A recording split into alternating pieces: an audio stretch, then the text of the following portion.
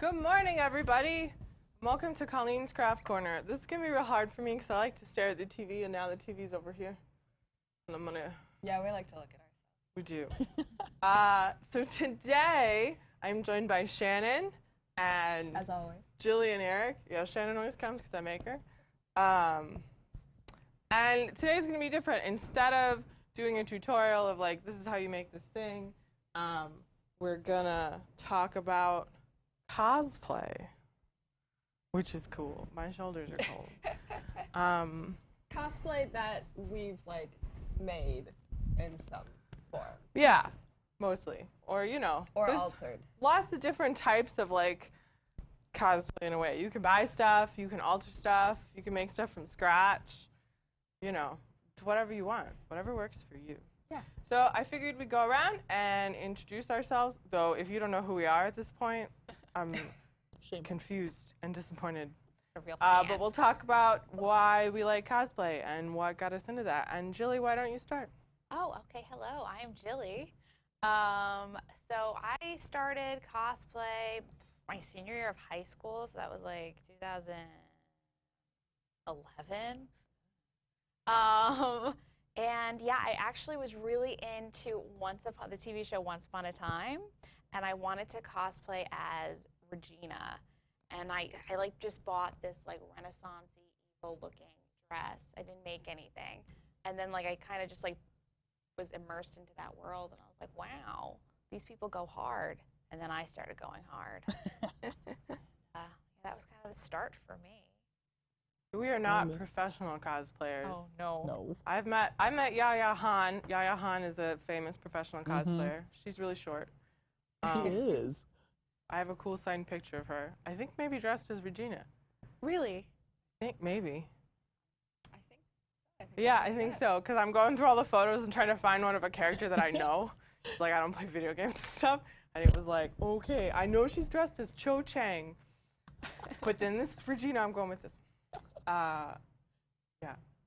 Eric. Yeah. So, name's Eric Wolfe. Yeah, I started cosplaying. It's funny because I guess I started it not knowing that it was cosplay kind of thing. It was trying to like, make and stuff like that. And but my first one for sure was it was MegaCon, I think 2014 or 2015. After that, you go like pretty hard. And then I started noticing that like other friends were into it and stuff like that. So then we started doing group cosplays and stuff like that. But yeah, like 2015 was my first time doing it, and you guys will see a picture later. My first iteration of a cosplay, and then it just evolved. But yeah, that's when I started. Cool. Yeah. I think Shannen and I have the same story, basically. pretty much. So, like, we loved Halloween. Yeah, I was like, thinking, like... costumes was everything. Halloween, Renaissance festivals. I didn't bring Renaissance festival costumes, but I have multiple. And then it was like, we started going to conventions. Yeah. I was thinking about it. I think the first, like, cosplay that I really, like, actively put together was probably, well, maybe Annabeth from Percy Jackson, but that's pretty easy. Because it was just basically, I need a Camp Half-Blood shirt and a blonde wig. But I made her a camp necklace. But then after that, it was, like, Luna. I mean, I think probably one of really the first things we have full Ravenclaw uniforms. Well, yeah. So that was like, we started going to Harry Potter conventions and we're wearing full Ravenclaw, which didn't involve making anything. But, you know, that was we're Ravenclaws, we're going to dress up and... And then the first one that I, like, really intensely did was Rey. Yeah. Which is still probably the most intense one. So that involved no sewing. That's true. But it involved a lot of cutting and dyeing, fabric. and we made the staff. And that was before the first Force Awakens had come out. And I don't think until then was really when we're cosplaying. Yeah. Because before that it was like, oh, we're dressing up. And Yeah. you didn't realize there was this whole community where we could dress up all the time. Yeah. And I was like, oh my God, yes. So I think one of the first, like, we made things and this is the plan, was we were on an Elsa. Yeah. And it was like, I sewed things and we were like, we're going to do this. And I got a wig and, but we had done like, you know, simple, not non-sewing anything or making anything, just buying stuff. And we were Snow and Emma. Yeah, from one spot. I got So we could pictures do of a all whole those group. things. Yeah, we could. So I remembered something that I promised people I would do. I had mentioned possibly talking about decorating magic bands, and a couple people sent me pictures, and then we didn't do that, but I said I would show your magic bands on air, so I want to do that before I forget about it. Amina sent this in. Ooh. Nice. They're shiny. Yeah. My mom would Crystals love and these. stuff. Like stickers. Yeah. And then Mandy did something similar with crystals. They're real fancy. That purple one. And then Courtney, you can see the center puck she painted with nail polish to like go with the rest of the magic. Oh, that's smart. Yeah, I thought that was real cool. So thanks for sending those in, guys. I love seeing you guys be crafty. Shorn Force is asking if I carried glitter around as Elsa so I could make it snow. I had little like confetti poppers.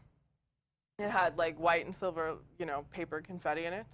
And I would put them like in my sleeve and wave my arm. And then you had the floating snowflake. Yeah, and then I bought this thing on Etsy. It was really cool. It was this snowflake, but it had like wire and stuff, so like it looked like it was floating in my hand, and it like, you know, so that was really cool. I have a picture of that.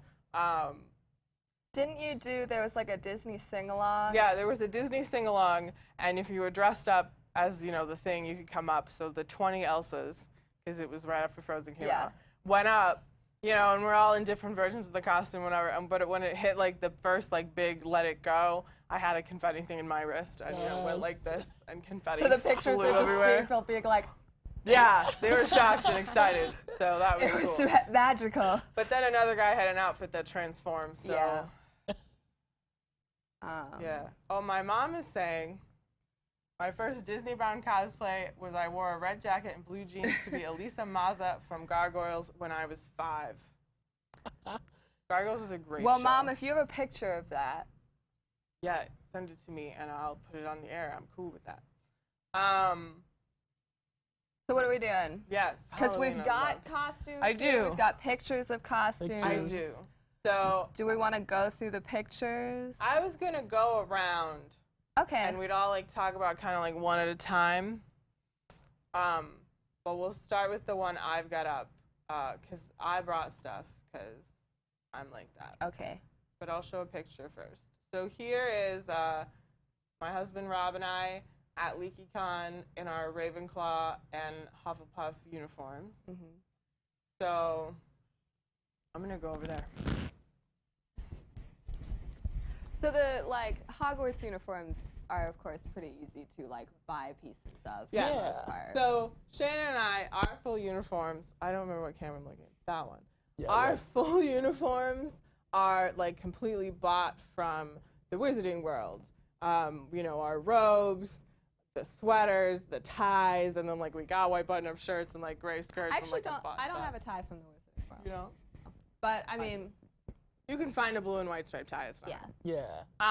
So, you know, we had all that stuff. So my husband didn't want to spend $100 on robes. And I think also he didn't like I don't the think yellow. our parents wanted to spend $100 on robes either. Oh, well, for them. They did. It happened. I got the cardigan for like my birthday one year. Yeah. So he didn't want, you know, these super expensive robes. We were going to LeakyCon, and I was like, you gotta be a Hufflepuff. And he had the tie, and I think he's just wearing a normal, like just his gray sweater. Like he just owned this sweater, and it was like, you gotta wear black pants. But I was like, he's gotta have robes. So I went to thrift stores, and this is a black graduation robe. Oh. Susan does not want to stay up. If I click fade, is that going to have the picture show? Yeah. Okay. I know how to run this now. Figured I'd show it again. Yeah, so that's, you know, I'm in stuff that's all purchased, and then Rob is in mostly normal clothes. And then this Hufflepuff robe. Eric is helping me with this clamp.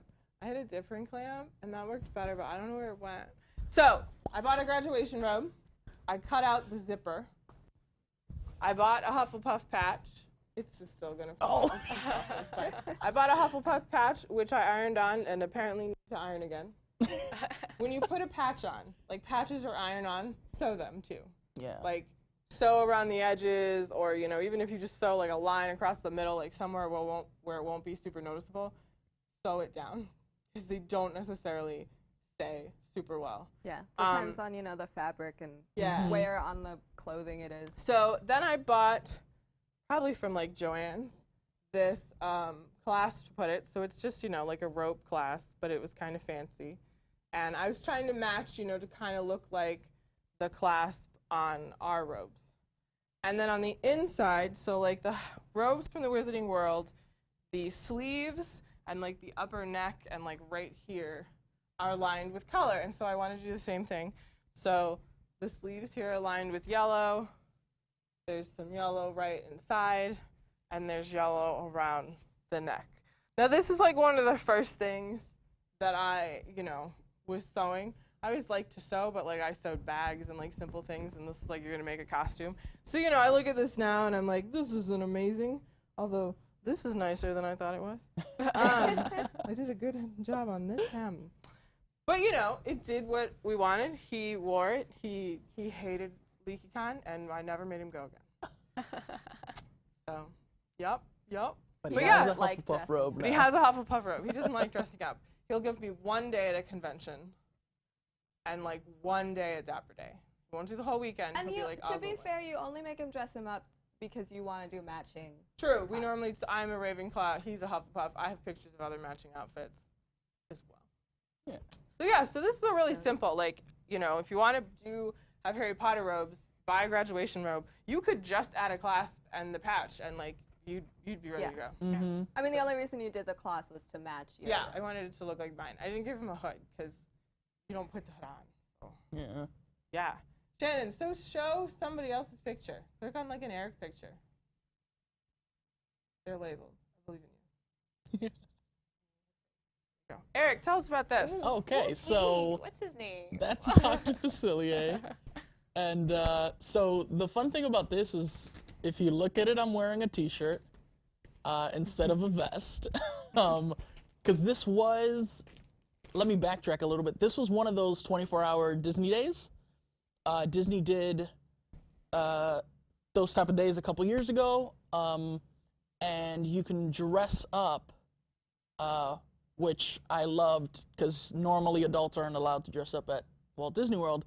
So I took advantage, and that jacket I actually found at Goodwill, because I know he has like a purple kind of black jacket kind of looking thing. So I was like, you know what, I'm just gonna do that. I'll wear this, and then the hat I actually bought a top hat, and then I made everything else that's there. Got the picture. Awesome, thank you, Shannon. There you go. So there's, you know, just, and that hat I bought at Party City. It was really just really thin. Fabric, cool thing about fabric, especially in Joann Fabrics, if you're just looking for just little tiny pieces, they have a whole section by the cutting stations that are just like random fabrics. And if you don't really care and you're just looking for a specific color or something like that, like I was, I just got that, and it's a fraction of the price because they just want to sell it kind of thing. So I wrapped that around, and then for the skull, I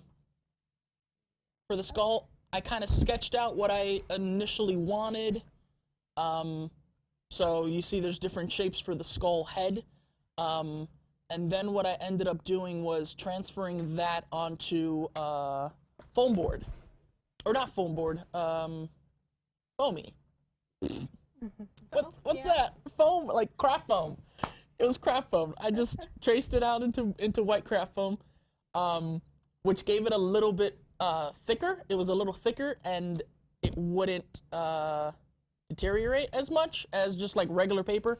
Just in case like I was wearing this costume and it was gonna rain or something like that, it's a little easier to just be able to wear it. And then that's the finished product there. The cool thing is you can also just like hot glue gun it, just like on that hat, and that sucker didn't move for a couple years until I did a second version of the hat, which then I used EVA foam for it, which we can get into at another cosplay. I'll talk to you guys about that at another one.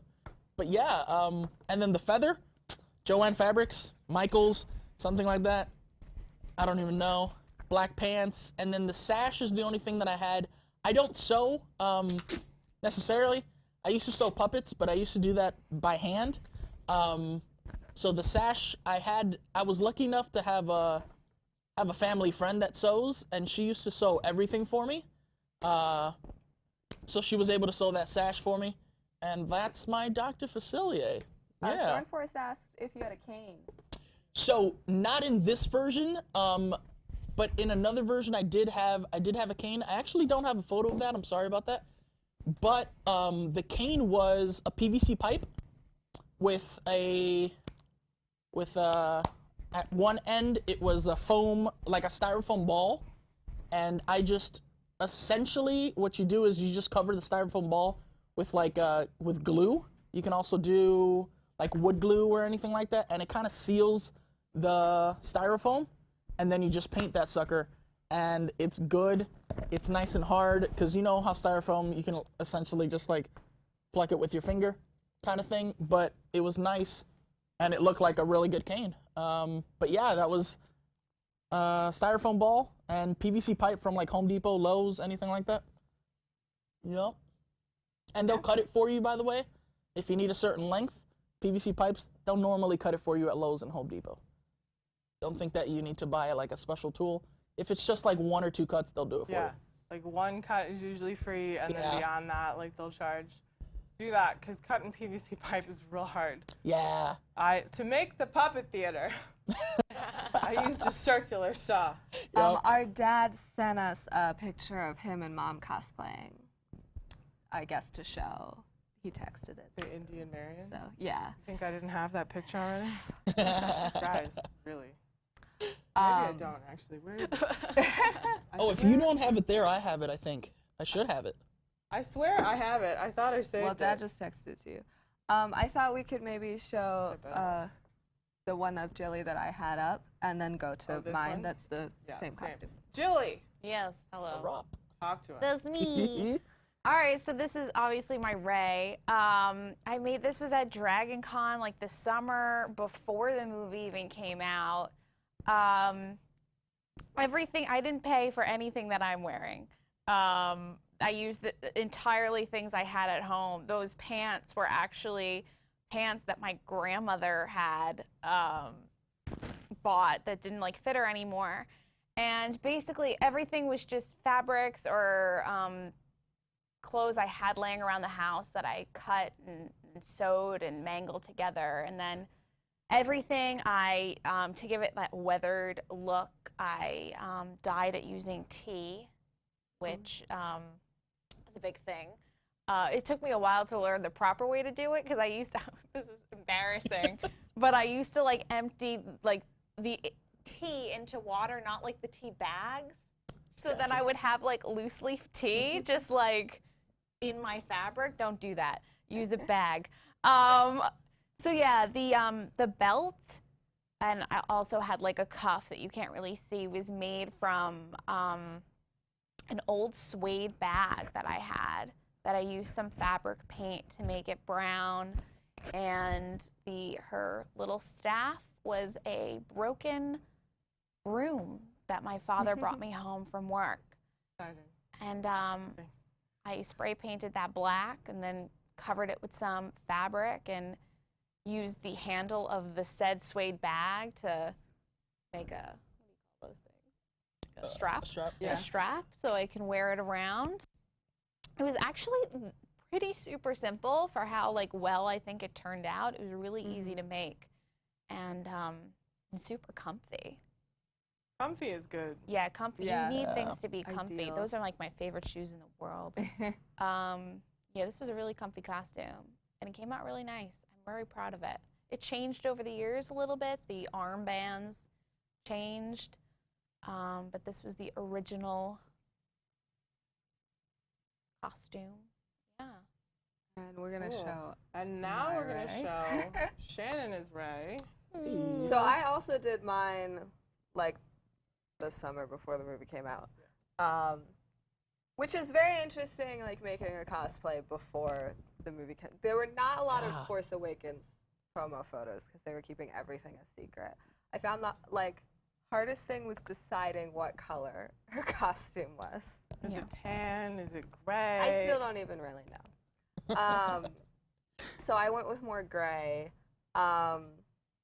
So like the pants, we bought at Goodwill, and I think the shirt might have also been bought at Goodwill.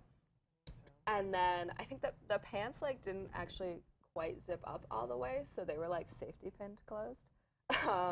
They looked right. They looked right, and then the shirt, we like cut out the. It was just a plain white shirt. We cut out the neckline, and then, yeah, we dyed it all.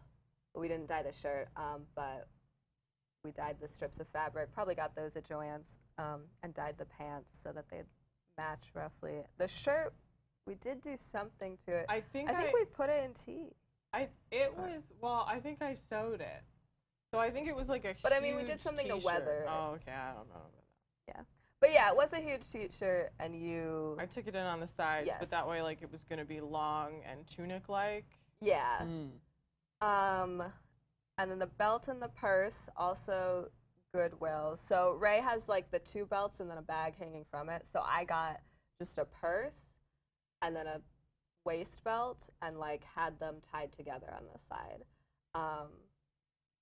And so I remember we had to like poke an extra hole through the purse strap. And I still use that purse just as a regular purse. And you made me a leather cuff that you can't really see in this picture. But I did, and we wrapped your arms. Those arm wraps were the hardest arm wraps part. were horrible. They would not stay up no matter what we did. I have a plan for if we wanted to do them someday. Yeah. I know what I'd do. And then the staff was really the like pride and joy of the project because Dad mostly made that. But that was PVC pipe, and then all these little like PVC add-ons. So like some of it is like metal and is quite heavy. And so this was an awesome con, and like when I went to the weapons check, he was like, "This is the best Ray staff I've seen so far." Now the movie hadn't come out yet, so I don't know how many he'd seen, but I was like, "Thank you." And then yeah, it was just wrapped with like some spare fabric from the T-shirt and from the gray wrapped around me, and then yeah, we got some sort of fabric for the strap. We found, Dad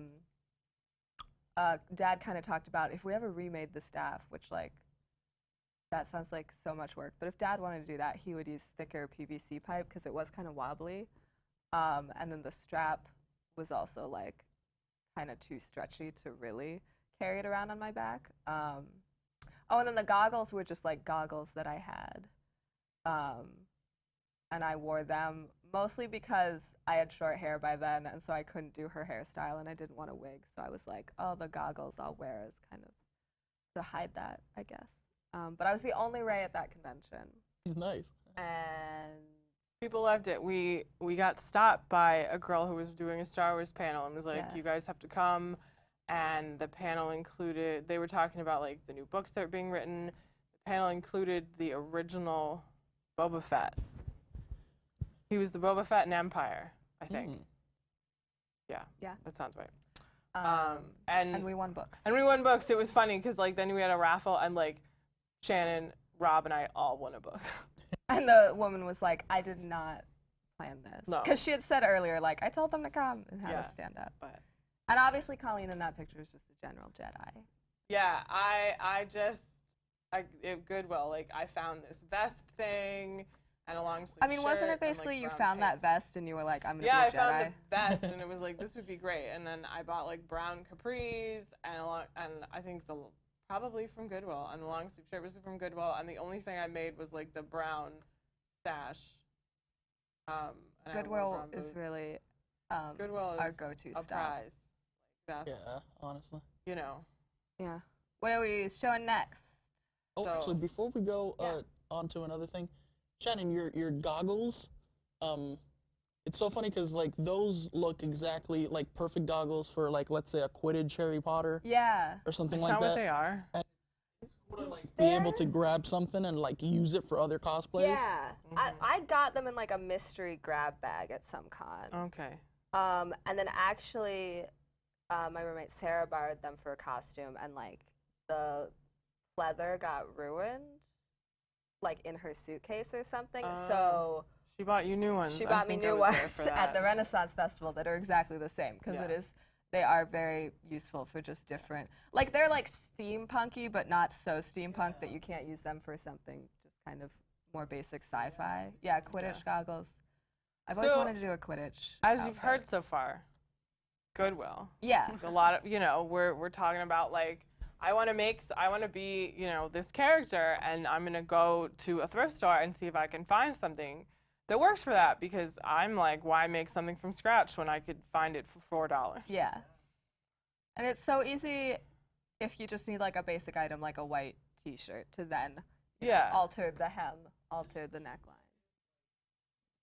I'm up to about here, and I had it for years, and I was like, I'm gonna use it for something, and then Onward came out, and I was like, I'm gonna cut the sleeves off of that. And I've had it for like years, and it cost me, I want to say like no more than like $5-10 kind of thing. I just had it. Yeah. Well, and then it's also nice to have cosplay stuff that then you can just use as normal clothes, like the purse that I Yeah, have that's for Ray. Like I just use that as a purse. Sure. So. Sure. Yeah. You're gonna talk about Elsa next? I'm going to talk about Elsa next. I'm going to show a picture first. This isn't a great picture, but so this is Shannen and I as Anna and Elsa in like 2016. When did the movie come out? 2015? I don't The know. year, like, it was November the movie came out, and so it was like the next year. Yeah, it was the next summer. So this is not a great photo, but so I'm obviously Elsa and Shannen is Anna. Shannen, do you have your Anna stuff too? Because Yeah. we could just do this all at once. I'm going to go over to my mannequin while Shannen gets her Anna stuff. I'll just go back over here. So this is one of the few ones where like, hold on.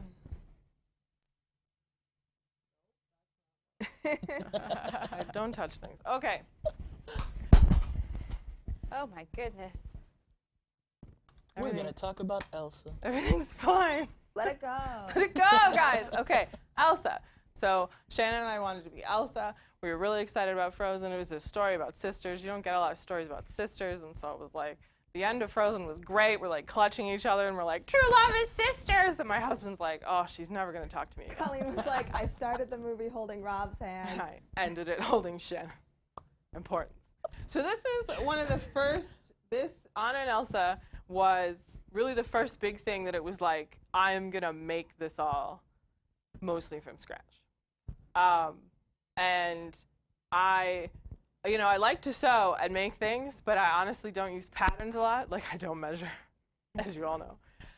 So that was a struggle for me. Like, it was new to use a pattern. And I bought this like blue prom dress with the idea of using it, but then like it didn't fit, but like I bought it on eBay. And I tried cutting it up, and I was gonna use just the skirt, but like it wasn't working, and it was like, okay, I gotta make this skirt. So I made this skirt from scratch.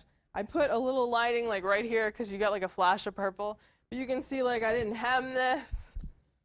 And it's got a lot of strings off of it.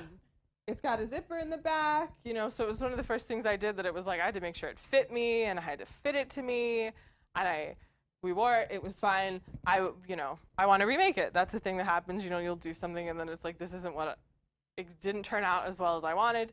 I want to redo it, or honestly, I think I'm just going to buy one. By someone who can sew better than I can. The waistband isn't great. It doesn't really fit the mannequin, so, I've got it pinned up. Okay, but so the cool part, the part that like I'm the proudest of, is the corset. So I bought a blue corset, just, this light blue corset, and I'm buying everything online, so I'm just hoping that like the blues match. I mean, I picked out this fabric, but I don't know if like I had the corset yet. I was just making this up as I go.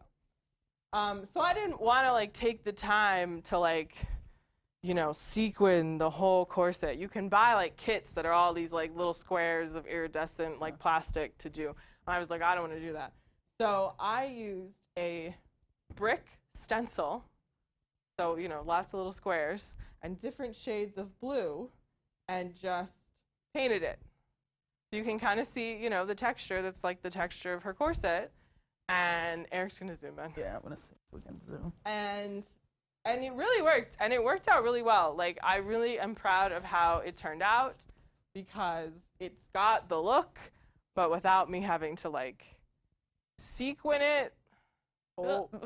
Yeah, there you can kind of see it. So I just used the brick stencil and would do, you know, patches of, like, the different colors blues and overlapping and stuff to create that, you know, ice kind of look that her corset has. And then I did add, you know, some crystals along the front just to add, you know, extra sort of sparkle. Thank you, Eric. You're welcome. And if I can turn this. This is my mannequin Susan, by the way. Who's that? So it's, you know, corseted in the back. So I tried to find a ribbon that was like the right kind of colors so it would match. Shore and Force asked, what kind of paint did you use? Like acrylic t-shirt type paint? I think I used acrylic paint. I'm pretty sure acrylic paint. Rob and I went to theater school, so like we took like art class for like a grade.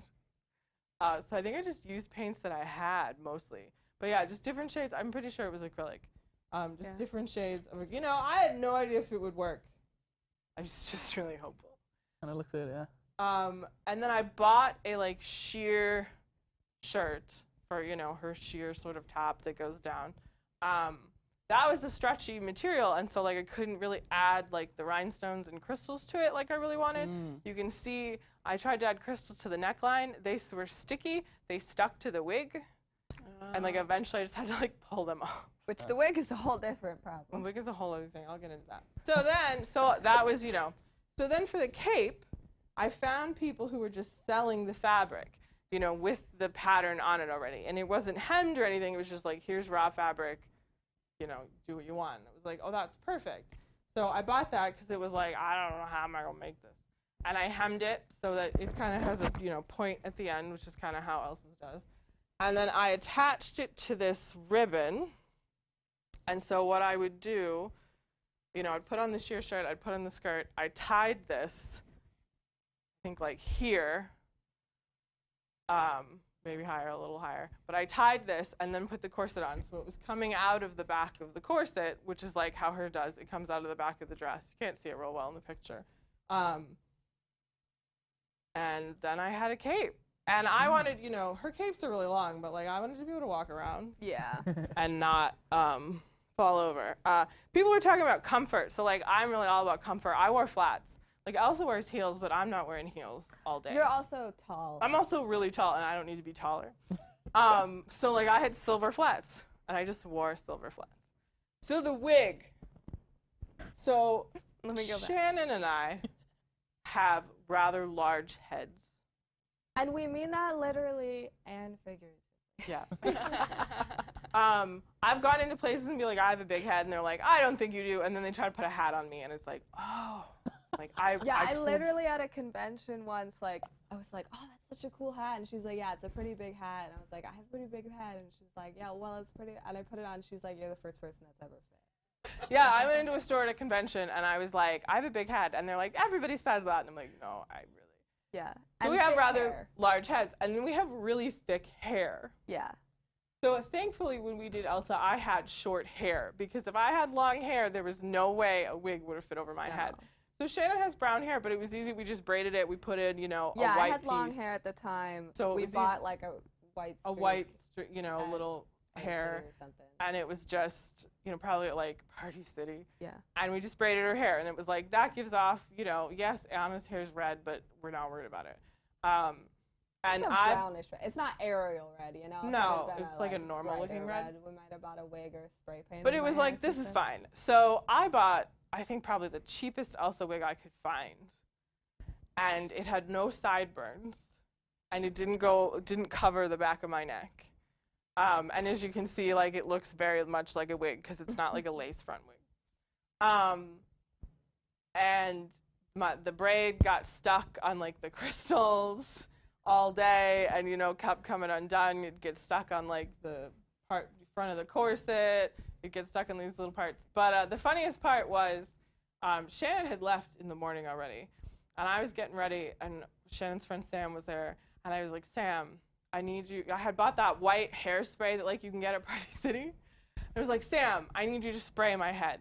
I need you to do my sideburns and the back of my neck. And he's doing it, and he's like, Colleen, this is not gonna work.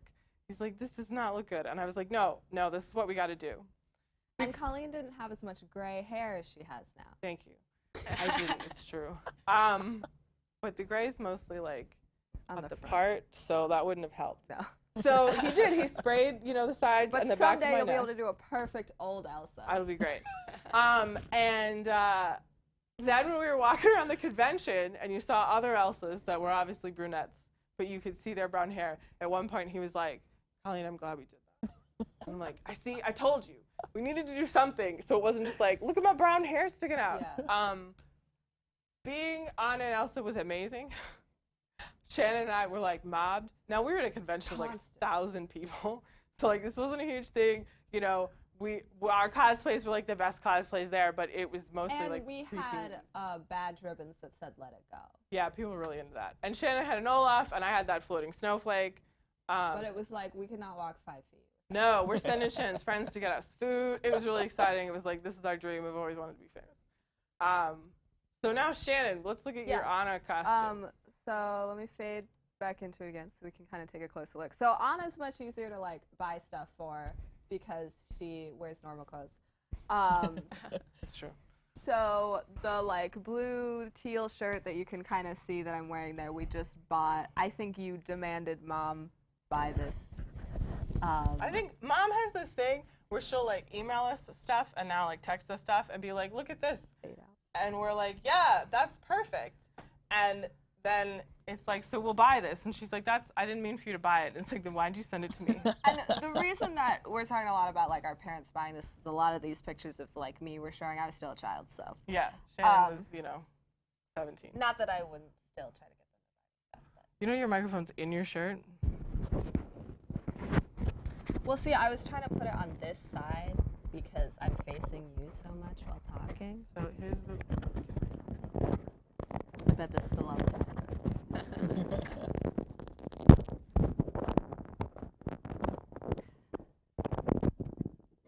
Wow. Oh, No, wait. that sounded like I something didn't broke. do it right.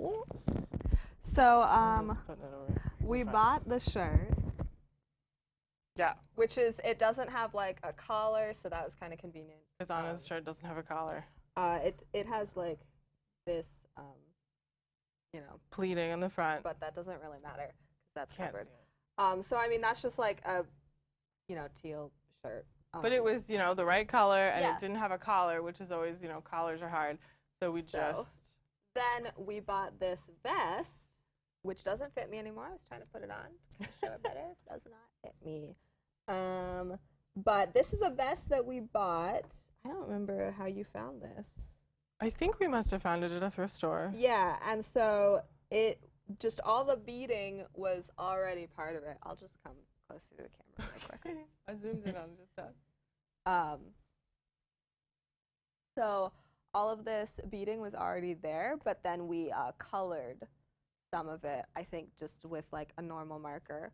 We colored like the roses and the stems. That's so perfect. And then I think you added the Yeah, gold. there was no gold trim, but Yeah. Anna's, bodice has gold trim, so I added the gold trim to it, and yeah, I colored the. Yeah, and so and then embroidery. like just part of the original vest, it was just these simple like slide clasps. Which is good because again, like you don't see Any sort of clasp. any sort of clasp on the front of Anna's outfit. Yeah, So I think this is one of the pieces that turned out the it best. did. It did turn out the best, and it's not the exact embroidery No. that's on Elsa's but, like, outfit, but you look at it and it's that's Elsa. Like you get it, Anna. Anna, whatever I'm saying. And it's Anna. nice, and you'll find this with like the Disney parks characters, like they'll add textures to it that are not in the original animated movie, like so it does kind of just give that more texture, three-dimensional look to it, and it's kind of a velvety fabric.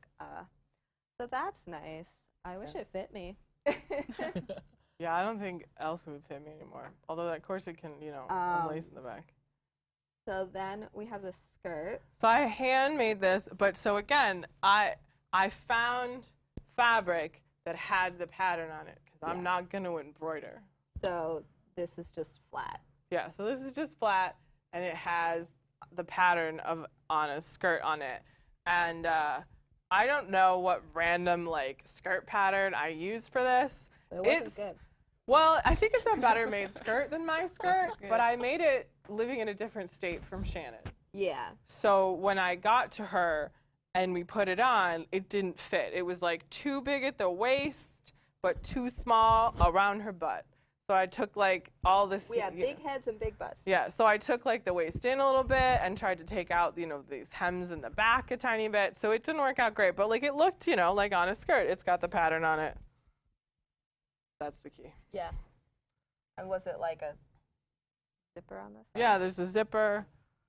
Zipper's very fancy. Spoonflower. If you've never gone on Spoonflower, you should. Amazing website. There's not a zipper? Not on It this just pulled on? I don't know. That's Spoonflower is people design their own fabrics, but they do a lot of Disney fabrics. And so that's where like I found that of like, oh, it's the pattern on a skirt.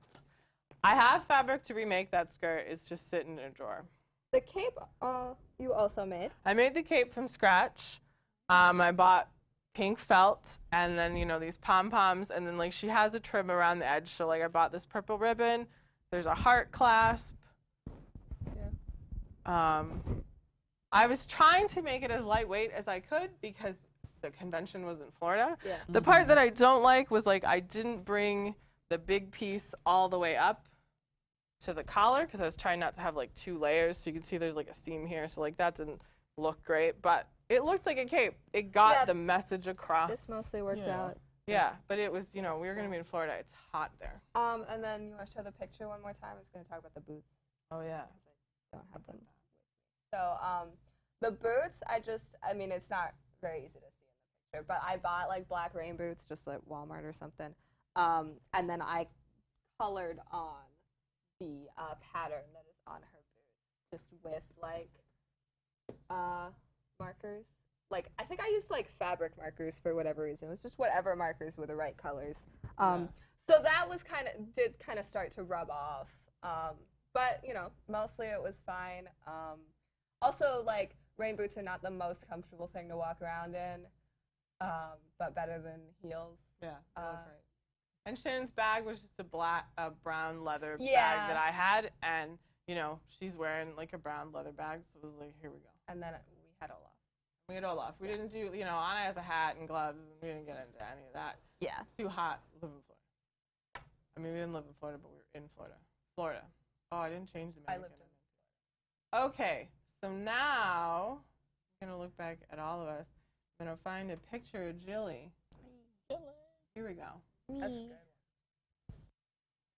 Hey. All right, so once again, so this was a Once Upon a Time cosplay, and this was Maleficent's Storybrooke outfit. This, I actually had a lot of this stuff, or I don't like to spend money, as everyone can clearly see. So that black collared shirt was just a black collared shirt I already had from Hot Topic. Actually, the back had like it had like an opening on it. It was super pretty, but that's beside the point. The silver tie was actually my father's tie.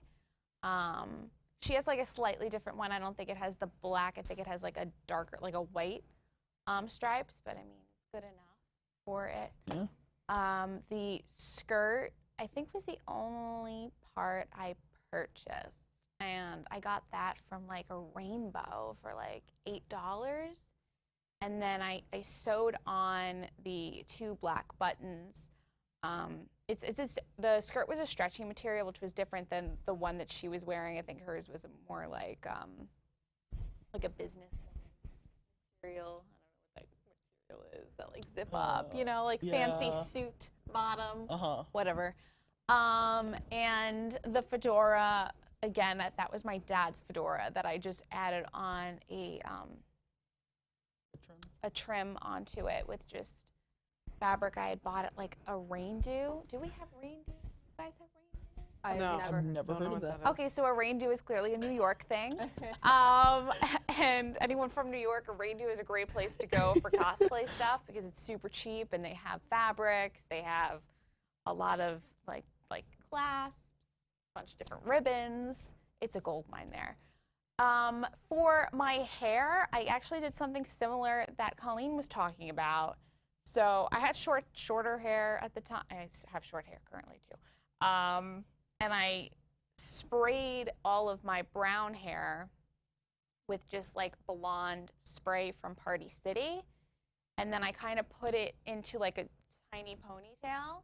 And then I had bought a blonde like ponytail attachment that I just hooked onto that and then kind of styled it in the way that she had because I didn't want to have to wear a whole wig and then the hat on top of it. I thought that was going to be really hot. And this was in New York, but I wore this costume first in Dragon Con and just Georgia heat. Didn't want to deal with it.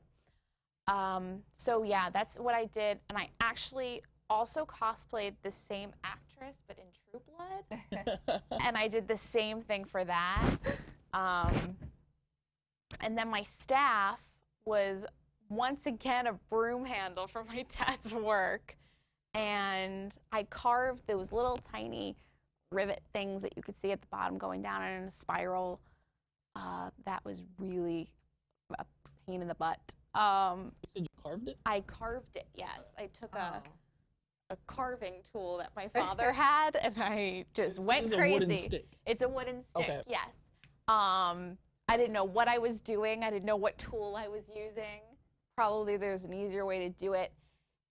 And then the little dragon on top, I actually bought from Michael's, and it was a little action figure.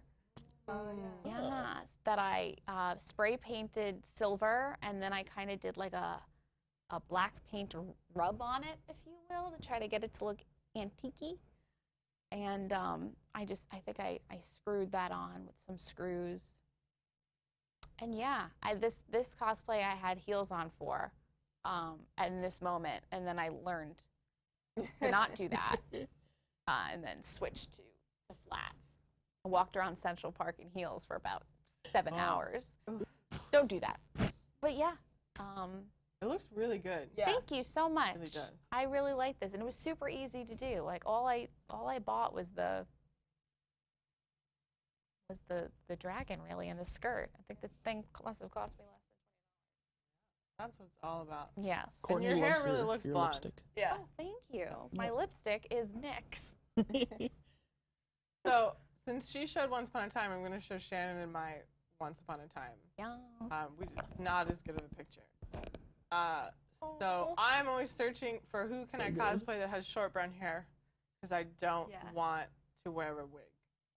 So I was Mary Margaret, and Shannon was Emma. And I'm wearing She was wearing a wig, obviously, because Emma has blonde hair. I use that blonde wig for everything. Yeah. So those were just jeans you owned, right? Yeah.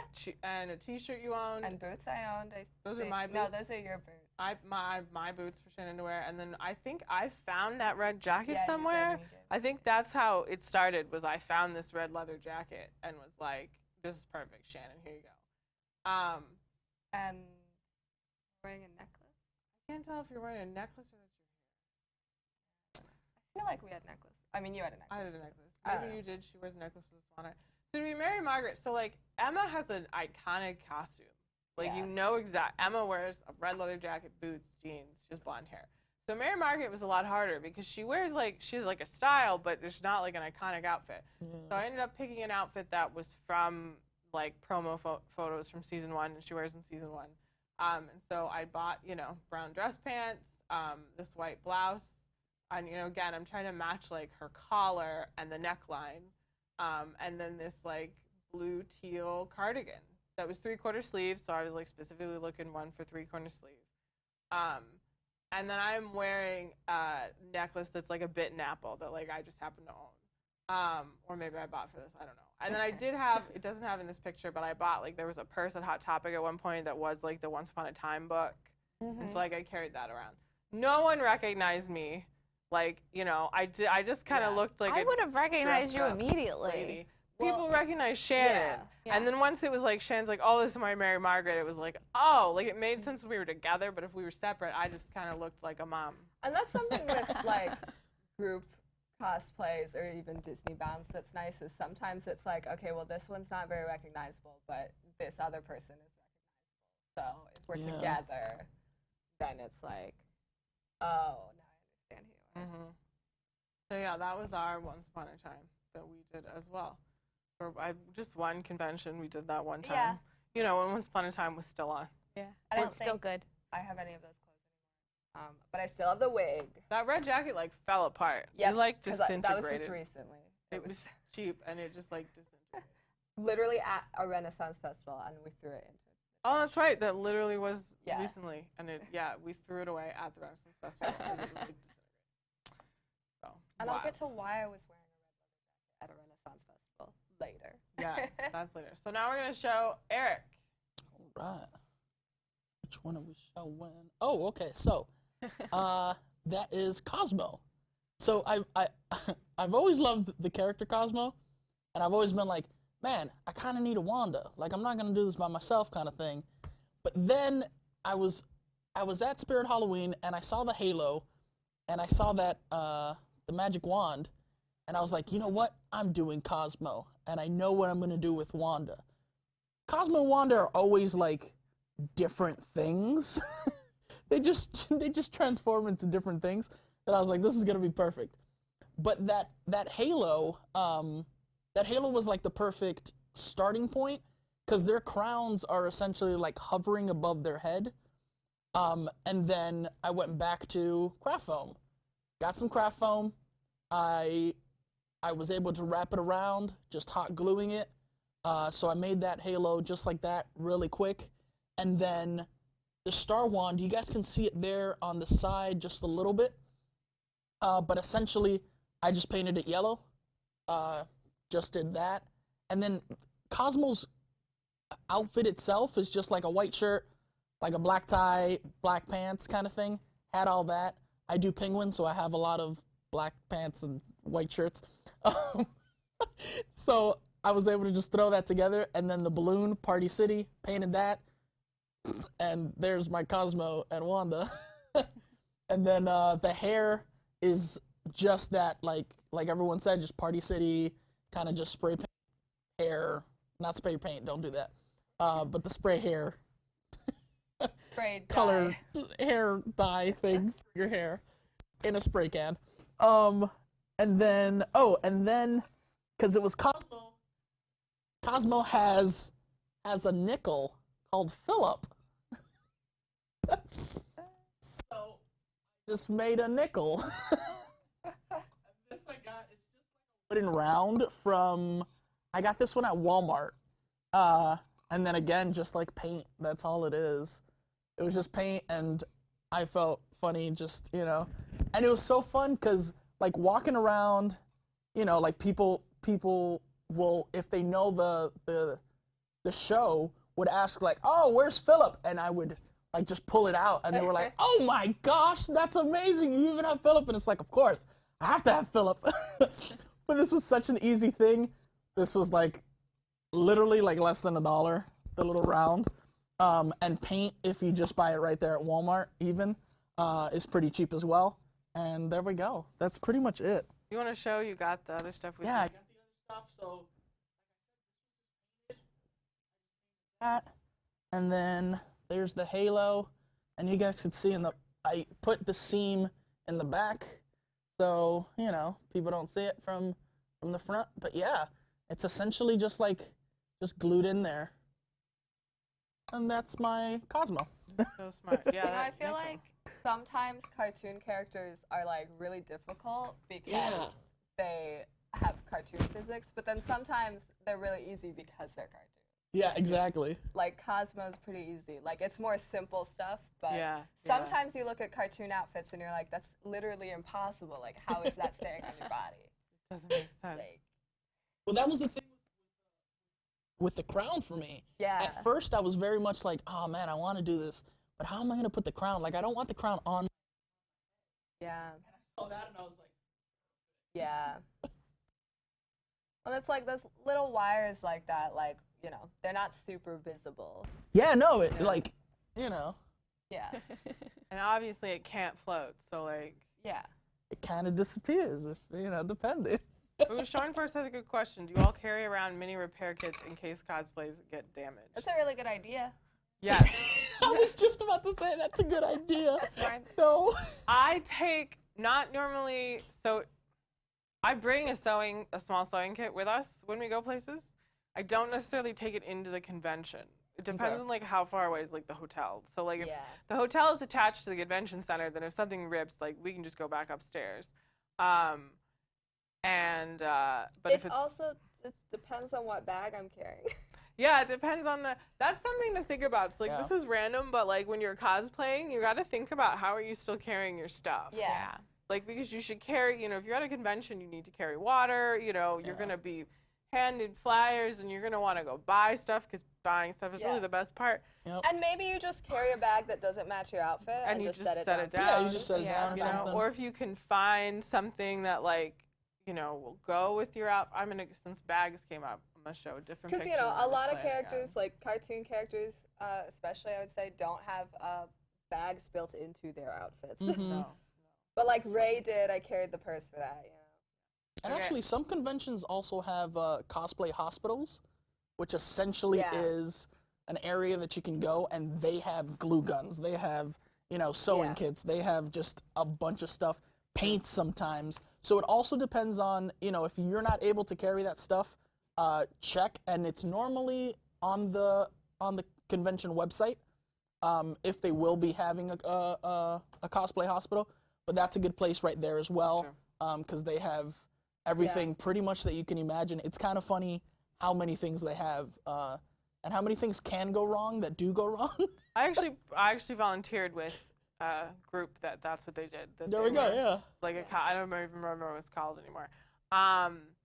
And yeah, we had a booth and there was like small sewing machines and glue guns and all this stuff and like we had things like you could buy fabric and stuff like that, but like and that's what the whole idea was that if you break something we had pliers, all sorts A of bunch of stuff. I've also been to like smaller cons that just had like a craft room and they had like some events panels in the craft room, but you could also just go in there at other times. So that wasn't specifically just for cosplay. They didn't necessarily have like big things to help with cosplay, but they'd have like safety pins, stuff like that. I did consider before I found like that place that did this. I considered being like a cosplay fairy for like smaller conventions because sometimes at small conventions like people are hanging random flyers up places, and I was like, I could make a flyer where it's like got those numbers, and it would be like, Oh my gosh. tweet at me or something and tell me where you are, and I like have sewing kit and stuff with me, and I will come You and I should will still fix do it. that. That'd I be should do fun. that. And make a Fairy. cosplay fairy costume. Yeah. Yeah. I think that would be fun, and I would be into that. Just Just like have a everything's closed. belt of like threaded spools. Yeah. You have like a utility belt. Just like That'd with be A great. holster of like Oh. 2 glue guns. See, you've got Just this all your plan. stage manager stuff. Yeah, it's part of being. I carry around a toolbox. So we're gonna talk about bags. So because Just we keep it bags bags. came up, I should have zoomed in on all these pictures now that I'm like looking at them and like, man, Oh man, you told me about this. and I don't think I've I got. can't just zoom in on it, and I bags. don't know why. I mean, I have the item. So for Mickey's Not So Scary this year, we dressed as Thor and Loki, and my husband was Spider-Man. Against his free will, but whatever, he was fine. So like this is the kind of thing where like we didn't really make anything. So like I bought this Loki tunic from, if you've never checked out Elhofer, it's expensive, but it's amazing. Oh look, you brought stuff, you're smart. And then, so it was, already made. It was this tunic to look like Loki. I wore black leggings and these like black little booties Shannen wore blue jeans. We Not jeans. no, just pants. But, yeah, they were pants. But yeah, they were just blue, stretchy. And then her shirt is a running shirt that we bought. Like we found someone at Etsy, and it came with the cape, but the cape's detachable, which is just. So it was like, here's a running shirt. Just a Velcro cape. Shannen is again in my boots. Those are great boots. And then. And I bought from somewhere like a little wire headband that then had the wings on it because I didn't want to do the helmet. And I bought some gold horns just for funds. And then my husband gave me, because we went to this on my birthday, my husband gave us matching Thor and Loki necklaces that we wore. So this was kind of between a cosplay and a Disneybound. Yeah, and you know, it was Halloween and we're doing this. So then the other things I made, I'm gonna cut to us because Shannen actually has this.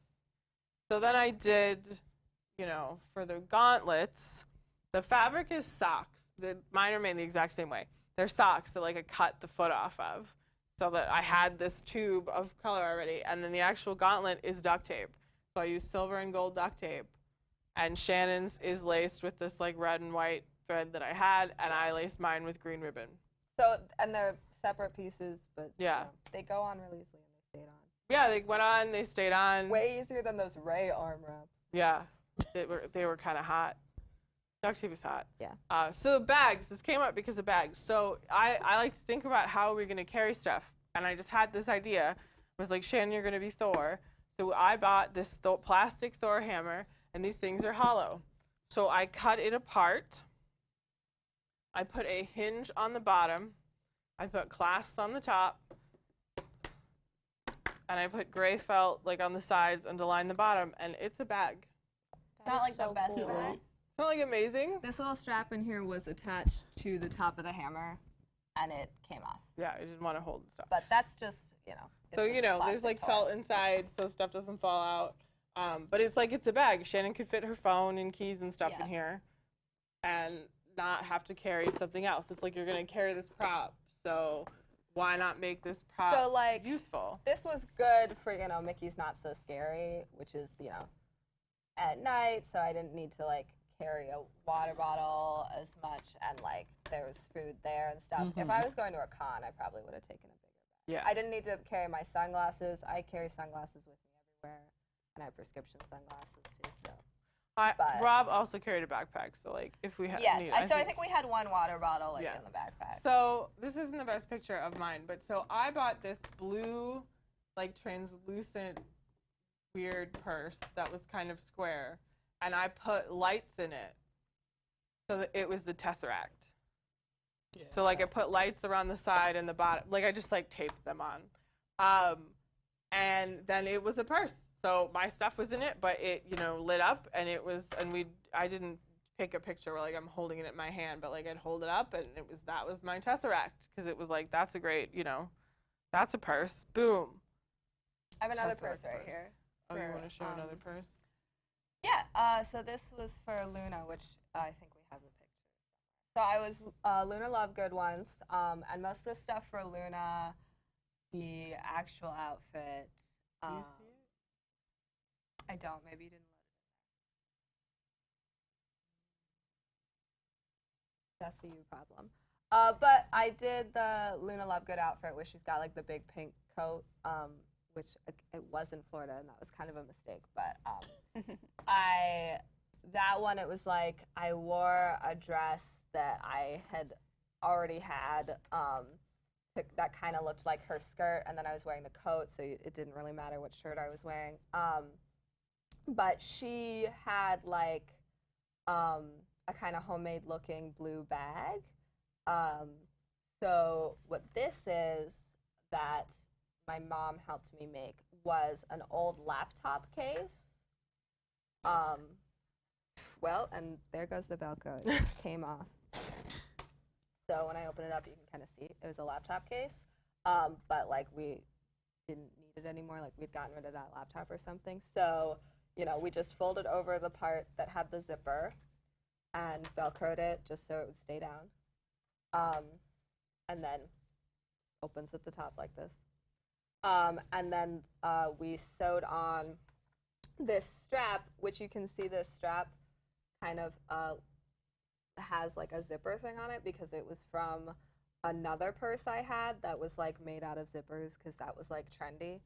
But I think that purse had broken, and so it was like we were getting rid of that, but the strap was still good. So it was like, oh, let's just attach the strap to this laptop bag with just like blue string, and then that worked perfectly, and it fits quite a bit of stuff, and like it's held together pretty well. So I mean that's something that I made just out of stuff I had that was not being used anymore. And there is my whole Luna. So then, yeah, the coat I bought on like eBay, and we used big safety pins to pin it up because it was longer than her actual coat. Bought the wand. Her jewelry is, of course, really easy to make because it's just like handmade, but I had already bought the Luna Lovegood like set of jewelry. I made the Spectra specs and the magazine. Like I found images online and printed them out. And then, yeah, it was the dress that I had, and then blue tights and blue socks, and then the shoes are black Converse that I painted to look like her shoes, and I am wearing those right now. Oh. Cut back. I'm gonna put shoes up here. Okay. So, ta-da. That's awesome. And I replaced the laces with the pink laces. So, yeah, that was just kind of, you know, stuff I pulled together. That might have actually been, I think that was at the same one as It was. Emma. I was. Well, I think we did Frozen one day. We did Emma and Mary Margaret one day, and then we did Shannen was Luna. I was Rapunzel, but I was just wearing a Rapunzel Halloween costume, so I did not include that photo because it's just a Rapunzel. But Halloween it's nice if you're doing like multiple costumes at one con. It's nice to be able to reuse the same wig. So. Or if you have pieces you can reuse. Yeah. Anything, it's all helpful. Luna was too hot. The Luna outfit that I did. But all of those pieces, except for like the coat, I could just reuse as normal clothes, and I did. Yes, she had radish earrings. Yes. Yes, yeah, I had the earrings. I had the bottle cap necklace and the little beetle ring. Yeah. Yeah. Okay, we're gonna move on to another outfit. Here we got Jilly. This is me again, doing another Once Upon a Time outfit. So, this was actually a gender bend. Robin Hood when he was on it. So a lot of my friends would dress up as Regina, so I decided to do a Robin Hood. This is actually just one of many. I did his storybook costumes as well, and just so we can kind of take a bunch of pictures together. And they always wanted a Robin Hood, but we never had any like guy friends that would dress up, so I was like, I'll dress up. I don't mind like doing a gender bend cosplay. So the vest portion of it I ordered, it was just like a Renaissance-y, basic Renaissance costume from like Party City. And then I ordered that fabric, that paisley fabric. And honestly, I'm pretty confident I hot glued it onto it because a hot glue gun is your friend. You can totally hot glue instead of sewing. Yes. Yeah. It's totally feasible. Yeah. I hate sewing. Yeah, sewing is, it's my last resort. I mean, most of my costume stuff that's sewn, I didn't sew. No, I made someone else. I've had Shannen sit in a room and like use a seam ripper and pin things, but I sew everything. But I have a sewing machine and have like sewed, you know, for like 20 years. So Yeah. Crazy. This looks really good, Jilly. Oh, Yeah. thank you. Oh, you have that tattoo too? Yeah. Yes, that Right? was actually free-handed with a Sharpie. Wow. What a pain. And I did this costume or some variant of Robin Hood so much. And like, it just seemed to get worse and bigger every time I did it. So the shirt underneath was just a basic white collared shirt. I made his, what do you call the thing that holds your arrows? Quiver. I made that out of the same paisley fabric that I hot glued onto the vest. Get in the back. Yeah. My mother had bought the green, it was like a quilt fabric that it was just a big piece of fabric that we cut little slotted holes at the top and then put this like tough, thin leather through it. So then we like squished it together. I don't know if I'm explaining this very well. And just kind of tied it around me, like under my arm, but over one side. Okay. and then that So little essentially just making like a loop. yes, Okay. yeah, and then the little like cowl neck portion was honestly just a t-shirt that I had cut and worn over me to like look like layered, and it was just brown leggings I had worn, boots that were my sister's, and the bow my father actually made for me. And like the night before he finished it, I remember, and he put a wood stain on it.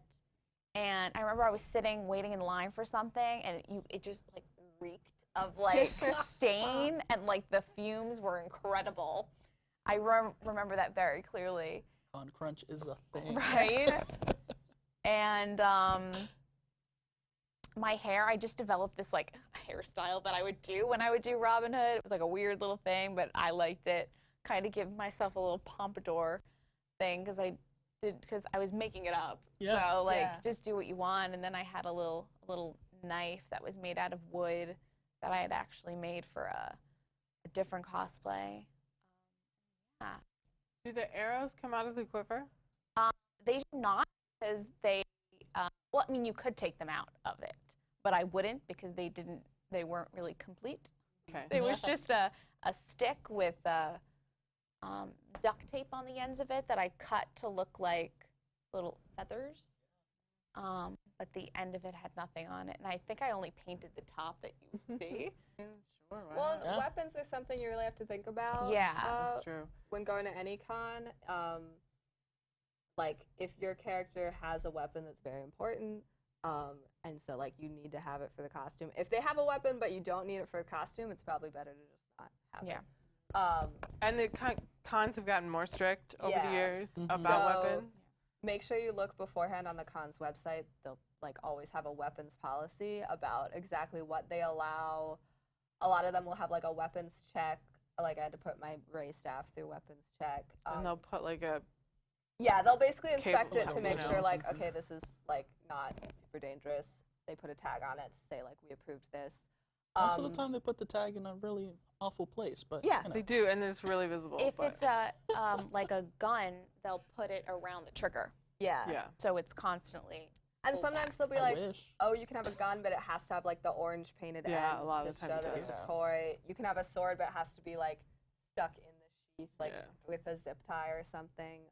zip ties. That's what it is. They put Yeah. So like we were really worried taking the Ray staff. We were concerned that They had, like they wouldn't let big it in. metal pieces. Yeah, it was this big thing, but the guy was impressed and it was Yeah. fun. I did a Hawkeye outfit, not really like a more Disneybound-esque, you know, wearing this theme dress, and I had a purple bow. And like when I went to weapons check, they were like, and I think I'd looked it up, that it was like you either didn't have arrows or you couldn't have the string on the bow. Yeah.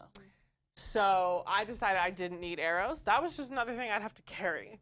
Like I didn't have a quiver. I did have a quiver. I bought this like kids bow and arrow set from Amazon because I wanted a purple bow to be Hawkeye, and that's the only purple bow I could find was a kid's one, and it was like that's fine. It's small. You know, it came with a little quiver, and it came with like the wrist guards and stuff, which I wanted cool. too because Oh, he nice. wears those. So I was able to wear those, and I just didn't bring arrows. And so then it was like it's just this bow with a string, and I can pose this way, but like I don't need arrows. I have carried like a plastic knife.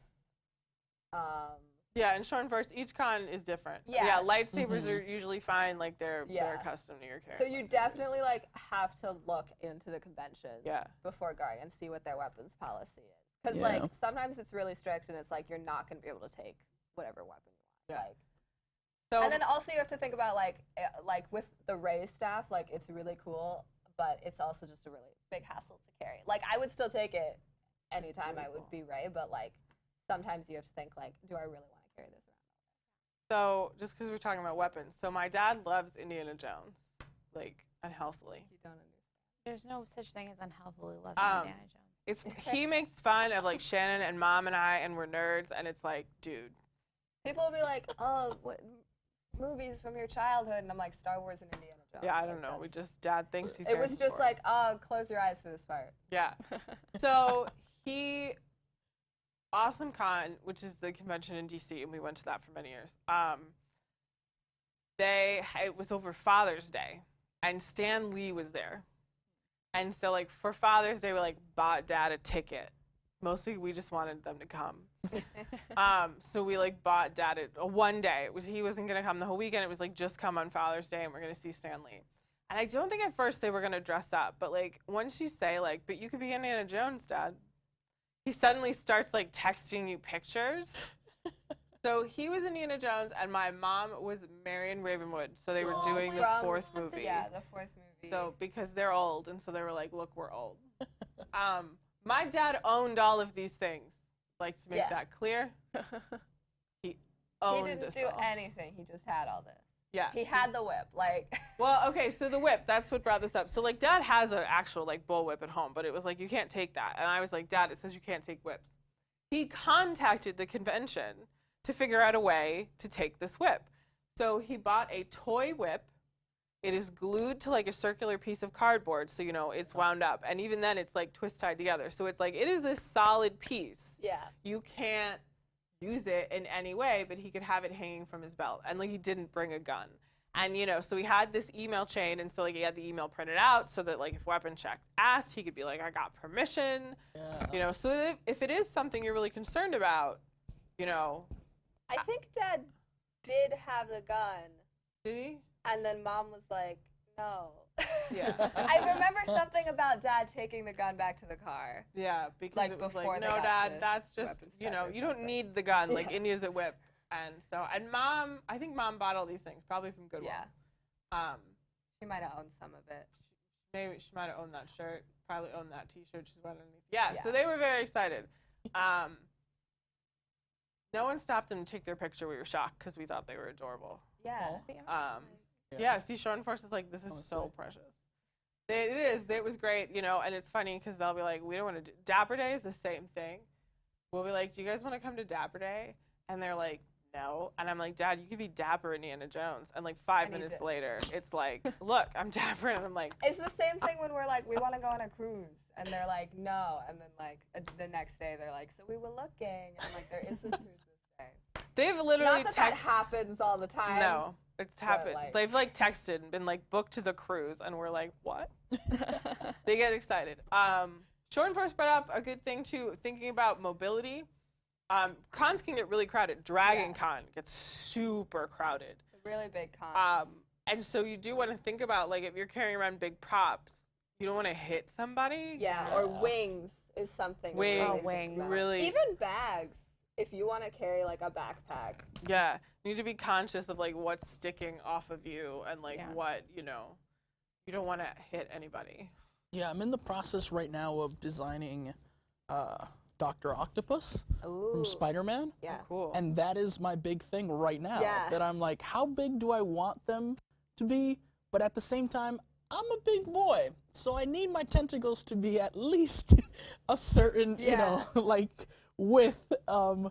So I'm playing around with that right now to see how long I would want them and how thick I need them to be, just to look good on me. But yeah, that's a big one because like you have to walk through doors. You have to think about getting there, walking through doors, walking through the tight spaces at a con.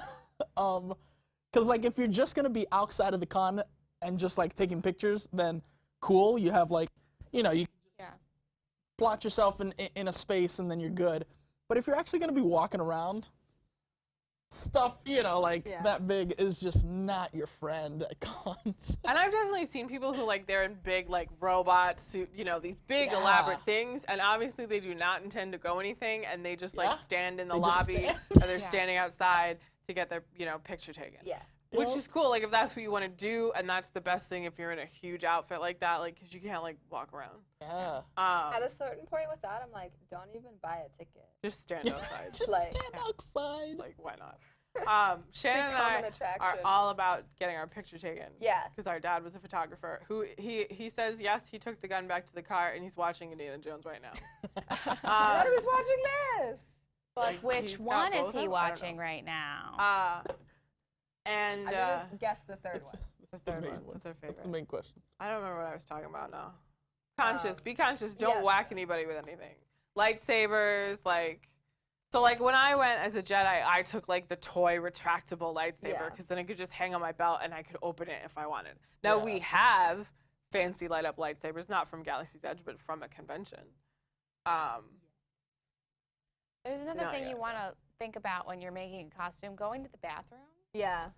Yeah, that's Yeah. a big one. I actually have I was hired by this comic book writer to be her character that she created, and it's a full real leather suit, with gloves and like a hood and a belt. And like I just try not to eat or drink anything because it's just such a ordeal. It's like 15 minutes just to like get to the point where I could go to the bathroom. So please do think about that. Yeah. Yeah. I mean, if you want to dress up in something super uncomfortable and like that you can't move around in, but like you want to be Yeah, then hey. this character, then like you do that, you know, or I was at KatsuCon and it's in February and the fire alarm went off. This is in DC. And I was in my Ravenclaw uniform, but I had pants. So I'm in slacks and a wool sweater and my robes, and then I actually had a coat. So like we went outside and I was fine. But you saw these girls that's like Poison Ivy and she's just like a corset. yeah. And a lot of girls who are in, you know, these, and it's fine, you want to be scantily clad, I don't care what you do, you know. But then they're really cold. They're outside in February in DC and it was super cold. So like I was trying to Even think. inside hotels in Florida, it gets really cold. It The does. AC is cranked up. Yeah. But so think about where you are, like, and if you're going to be outside or you're going to be inside, are you in Florida, like, you know, try to be conscious of, you know, what the weather is. And like, if you know, are going to wear something that like you'd be cold in, make sure you like brought a coat with you. Like be Yeah. prepared. You never know, the fire alarm could go off. Also, you cosplay whoever you want, regardless of what Oh yeah. Yeah. it's like. Yeah. You know, we seek out characters who have, you know, you look for characters who have short brown hair because that's just I don't know like- where wig. do whatever you want. You know? Yes, Yeah. like I love villains. I like Spider-Man. I would love to do Spider-Man. I just don't personally feel like I can do Spider-Man. That's a personal decision. So I'm doing Doc Ock because I really love Doc Ock as well. You know, kind of things. There's different things that you can definitely do. And yeah, just do you. Just honestly. like, don't do blackface. Yeah, don't do that. Some people are really amazing with makeup, like contouring and stuff, to make themselves like really look like characters, like faces and stuff. And I don't know anything about that, but that's pretty cool. Yeah. If you want to learn that, if you really want to like look more like a character with a different facial structure. Yeah, I think makeup is a great tool But for also, that. like, you don't have to do that. Yeah, you don't have to do that. Like Shannen and I, we put on makeup as on and Elsa because you can like really tell in pictures that like they have eyeshadow on. And so I'm like, just like, look, we're gonna wear this eyeshadow. We're gonna wear lipstick that matches their lipstick, and we used eyebrow pencil to try to make our eyebrows a bit lighter because we have really dark hair. Also, like, I never wear contacts. I always wear my glasses. I was just about to ask that. Yeah. Like, how do you all feel about that? I've thought about it, but like, I just don't want to get contacts. So I didn't wear glasses like all the time until like a year or so ago, Okay. maybe 2 years ago. I don't even know anymore. So I think I've only been to one con maybe since I wore glasses. And at that convention, I don't think I cared. Like, I think I just had my glasses. But I was like in a Ravenclaw dress one day and like the Hawkeye dress one day, and I think I was just in normal clothes one day. Although now I'm am I thinking of a different awesome con? I don't know. It all blends together. People don't notice your glasses. No. Really. Uh, Like, I've never had someone be like, "Oh, why'd you wear your glasses?" or something. Like, yeah. Especially if you're someone who just wears glasses all the time and they just kind of become part of Yeah, your you face. look weird without glasses. When When we were Loki and Thor, so Shannen just wore her glasses. I bought really like thin metal framed glasses so that like I could wear them and they would look almost invisible. Colleen's fashionable with glasses. I just have one pair. I have like five. I have a whole like case of glasses. So. But if you want to wear contacts, that's honestly cooler. So like you can just barely see. I mean, it's gonna be really small on like your computer, but you can just barely see like the lines of the glasses. And that was my goal, was to make it so that you couldn't really, they weren't really noticeable. Another thing, I was just gonna say, I don't actually look good in them. Like when you just actually look, like they don't look great on me, but like in a photo you can't really see them, and that was really my goal. But I didn't, like I won't walk into walls or anything, but it was like, it's not gonna be fun if I can't see anything. one thing I've done for Disneybound, just like a fun thing, if they have like a really specific eye color, I've done that as my eyeshadow.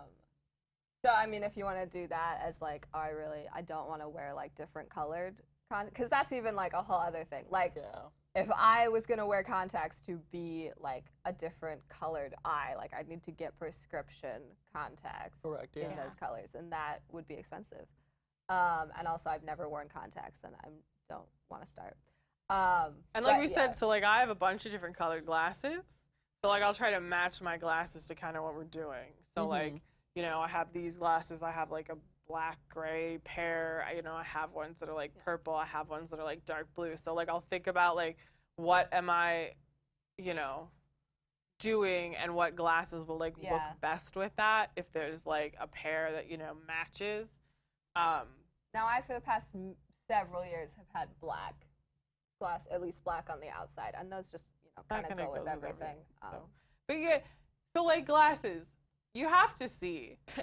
So don't like go to you're not gonna have fun if you go and you can't see anything. So like if you don't want to wear your glasses, then I would say, you know, get contacts. But if you don't wear contacts, just wear your glasses. Like Shannen said, no one's gonna be like, you don't look like this character because you're wearing glasses. It's not gonna matter. Visibility is also something to think about if you're doing some sort of big like mech suit. Like think about how am I gonna be able to see and walk around. And I mean, I've read people who were like, I had a friend who led me around. But like, spotters and stuff. That's what you want to do. I think the key, what we're saying right now, is you do whatever you want. Like do what you want. There's no rules. You know, do character, like even if you don't look like the character, you know, it doesn't matter. Just do, you know, what characters you want to do. If you're like, I don't have the body type for this, well, who cares? We're all beautiful. We have big heads. We have big heads. Like, and so I don't want to wear a wig. Like, I just don't. So, like, I will look for characters that have short brown hair, or I have brown hair where it is up. I can't, I apparently don't have a picture of this, but I did like a Hoth Leia outfit. So, you know, I wore that same white long sleeve shirt, and I got like, her universe did like a vest, and, you know, I think white capris. I always wear capris, because then you have boots on it, so it doesn't matter, and like gray boots. And so then I bought a braid headband that's like brown hair, because she's got like a braid, and then, you know, her hair is piled, but I just wore that headband, and it was like, and it's like, look, I've got brown hair. You can tell I'm Leia, but I'm not gonna get some brown wig and like pile hair on top of my head. Like, and Rapunzel is my favorite princess, but I like Disneybound Rapunzel a lot, and I'll, you know, wear this Rapunzel costume because Rapunzel has short brown hair. So like it's easy, and that's why I did Mary Margaret, and I'll do, you know, things that aren't really specific. Like I'm a Ravenclaw, so it doesn't matter what my hair looks like. Stuff like that. Okay, show another outfit. That we've been talking for so long. Now, why didn't you paint your skin blue? How dare you? So the fun thing is, this is actually at the Disney Parks blog for the movie, and I was really just hoping that they would be there so I can dress up. But the shirt is from Hot Topic, and I was looking for a while for a shirt that had the same design. I have some friends that do like t-shirts, like screen printing. So I even had them on like the back burner to kind of be like, yo, I might need you to screen print this shirt for me. So I had that shirt, these pants, and it's funny, I'm wearing them today as well. Those pants I had, and as soon as I saw the character design, I was like, oh, I can do this. I already have these pants. Converse, just gray, you know, just gray socks. And then, like, patches has been one of the things that I'm kind of like looking, but there's a lot of people on Etsy that are really creative, that do different things. So, like, I know right now on my Etsy account I saved, and it's Pixar Wilderness Explorer badges. Someone made the whole set, and you can get them as little buttons. And I was like, yeah, why not? But yeah, like his outfit, Barley's outfit is actually pretty simple. Like if you just break it down, if you're gonna do like a really like simple version, jean jacket, black pants, like even if it's khaki shorts, like anything, kind of thing, just blam, you got it, and a beanie. But yeah, it's funny that as soon as I saw the character Barley, I was like, I have things in my closet to do. And I challenge you guys to also like kind of think in that way as well. Like maybe you don't need to buy everything. Yeah. Maybe you have stuff in your closet already, and it's like, oh man, I have that and I have this. If I just put that together, and sometimes it's stuff that you don't even normally put together. And I think that's also a good thing. Like I know Colleen does a lot of Disneybounding. It's like some outfits you wouldn't normally like put together, but like you see a character and you're just like, oh wait, but this would actually look good for this particular character. But yeah. I mean, Ian is red flannel and jeans. Like Yeah. And so at some point, So I think that actually brings up something Shannon and I talking about, was like Disneybounding. So there's a thing called like closet cosplay, which is basically what Eric did to Ian. He just took things that he had, and it was a costume, and it's fine. And now like that is an outfit that Eric could wear to the parks, and no one is gonna be like, hey. Oh, before you go on, so like to add to my Barley, to make it like full cosplay, I do like a wig, and I do like ears, and like paint. And you can also get, like, not to paint your whole arm, but you can get those, like, bodysuits. Yeah. So, like, just like a blue bodysuit kind of thing. And then all you got to paint is just, like, your head up kind of thing. And that would bring it to, like, full-on, like, cosplay. Yeah. But, yeah. Go ahead. Well, that's helpful. Like, that kind of helps distinguish Yeah, what so, you're like, saying. if you're painting yourself to, like, look like Barley, like, that's cosplay.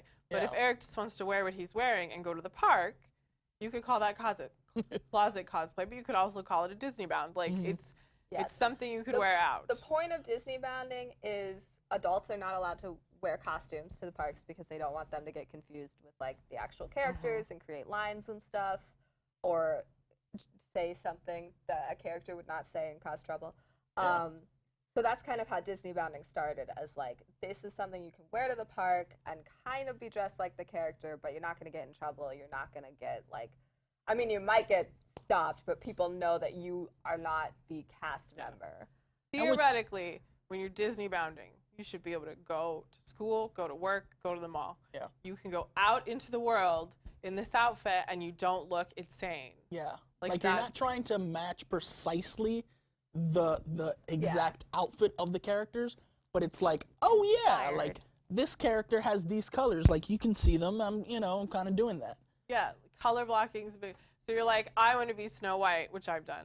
Snow White's one of the easiest. She's one of the easiest. It's a good example of color blocking. You wear like yellow shorts and a blue shirt and like red accessories. Yeah. And you're Snow White and you're done. And maybe you find something with an apple on it. Like, yeah, that's it. That's really all you got to do. And so that's the idea behind, I think, and the difference between Disneybounding and cosplay. And I think the time when it gets like closest to we're all gonna get in trouble is when you get to like Dapper Day and people come up with like incredibly Dapper Day outfits, but sometimes like someone is bounding at Mary Poppins, and they are basically in a Mary Poppins costume, but the skirt is knee length.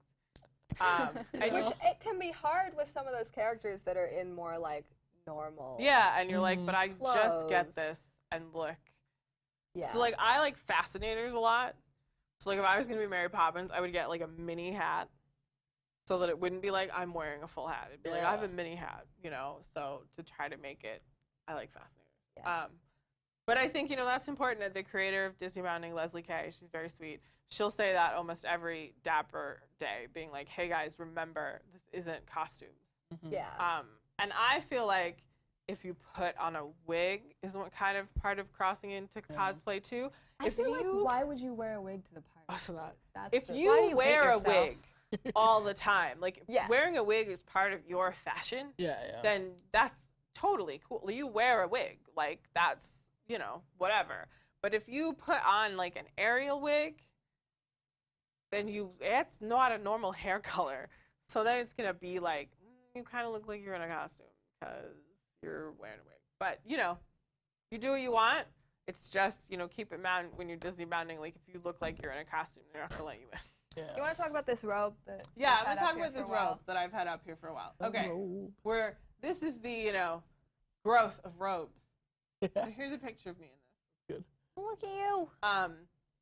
So this is an Ilvermorny robe. Ilvermorny is the American School of Witchcraft and Wizardry, which you can learn about on. It's not Pottermore anymore. I don't know what it's The Wizarding World. Potter again. It's the I love Wizarding Harry Potter so World. much. So this was interesting because there's no visual reference. There is no image of Ilvermorny robes. They are described. It says the colors of Ilvermorny are blue and red.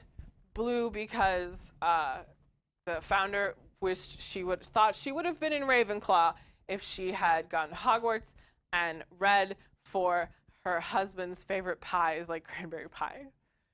And so like that's how they describe them. And so but there's no visual reference. But I was like, I want to make Ilvermorny robes. What's the knot called, Shannon? What? The knot. It's like the symbol. I don't remember. What do you remember? I know what you're talking There's like a Celtic knot that was like a family heirloom symbol, like her family crest, and I can't think of the name of it. And it says that is like the clasp on the robes. So I bought a brooch that was in that knot pattern, and it had a little stone in it. I think Gordian it was green. knot. The Gordian knot. That's it. So I bought a brooch, and it had like a green stone in the center, and I painted that blue, and I can't find it, so I don't have that with me. But you can see it in the picture. And so this was like, I have to make something from scratch. So I looked at the crest that was on Pottermore of like these, these are theoretically the colors. And I took that to like Joanne's image on my phone, and I'm like, And most people I've seen who did robes, they did like navy. And from looking at the crest, I was like, it's not navy, it's a lighter blue. Mhm. So I wanted to do a lighter blue. So I bought this light blue fabric, and I made a robe using a pattern. It was like one of the first, I'd made that skirt that didn't turn out great, but this was like, this turned out really well. I really followed the pattern. I was like, I can do this. I started over. Like I started and it wasn't working. Like I messed up, a seam or something, and with my sewing machine, and then like I asked people I knew, like, what do I need to do? And it was like, you need to change like the tension, and so I started over. I bought a lot of this blue fabric. There's no lining in the pattern, but I was like, it says that the robes are, blue and lined in cranberry, so I added lining for the majority of it. Like the back is not lined because who cares? And pockets. And I have pockets because you gotta have pockets. Gotta have pockets. So the pockets are also cranberry. And you There's have a a wand pocket on holder. each side. Yes, and on the inside, I made a Like wand it's little- pocket It's lined. I like that. because the Ravenclaw, the normal Hogwarts robes have wand pockets, and I was like, I'm gonna make a wand pocket. So most of it is lined. The hood is lined. The hood turned out great. That's like the best part. And then I wanted to add trim, so I found this cool trim that was like the same cranberry color. And, I put it around the hood. I put it on the front here. And it is also on the back.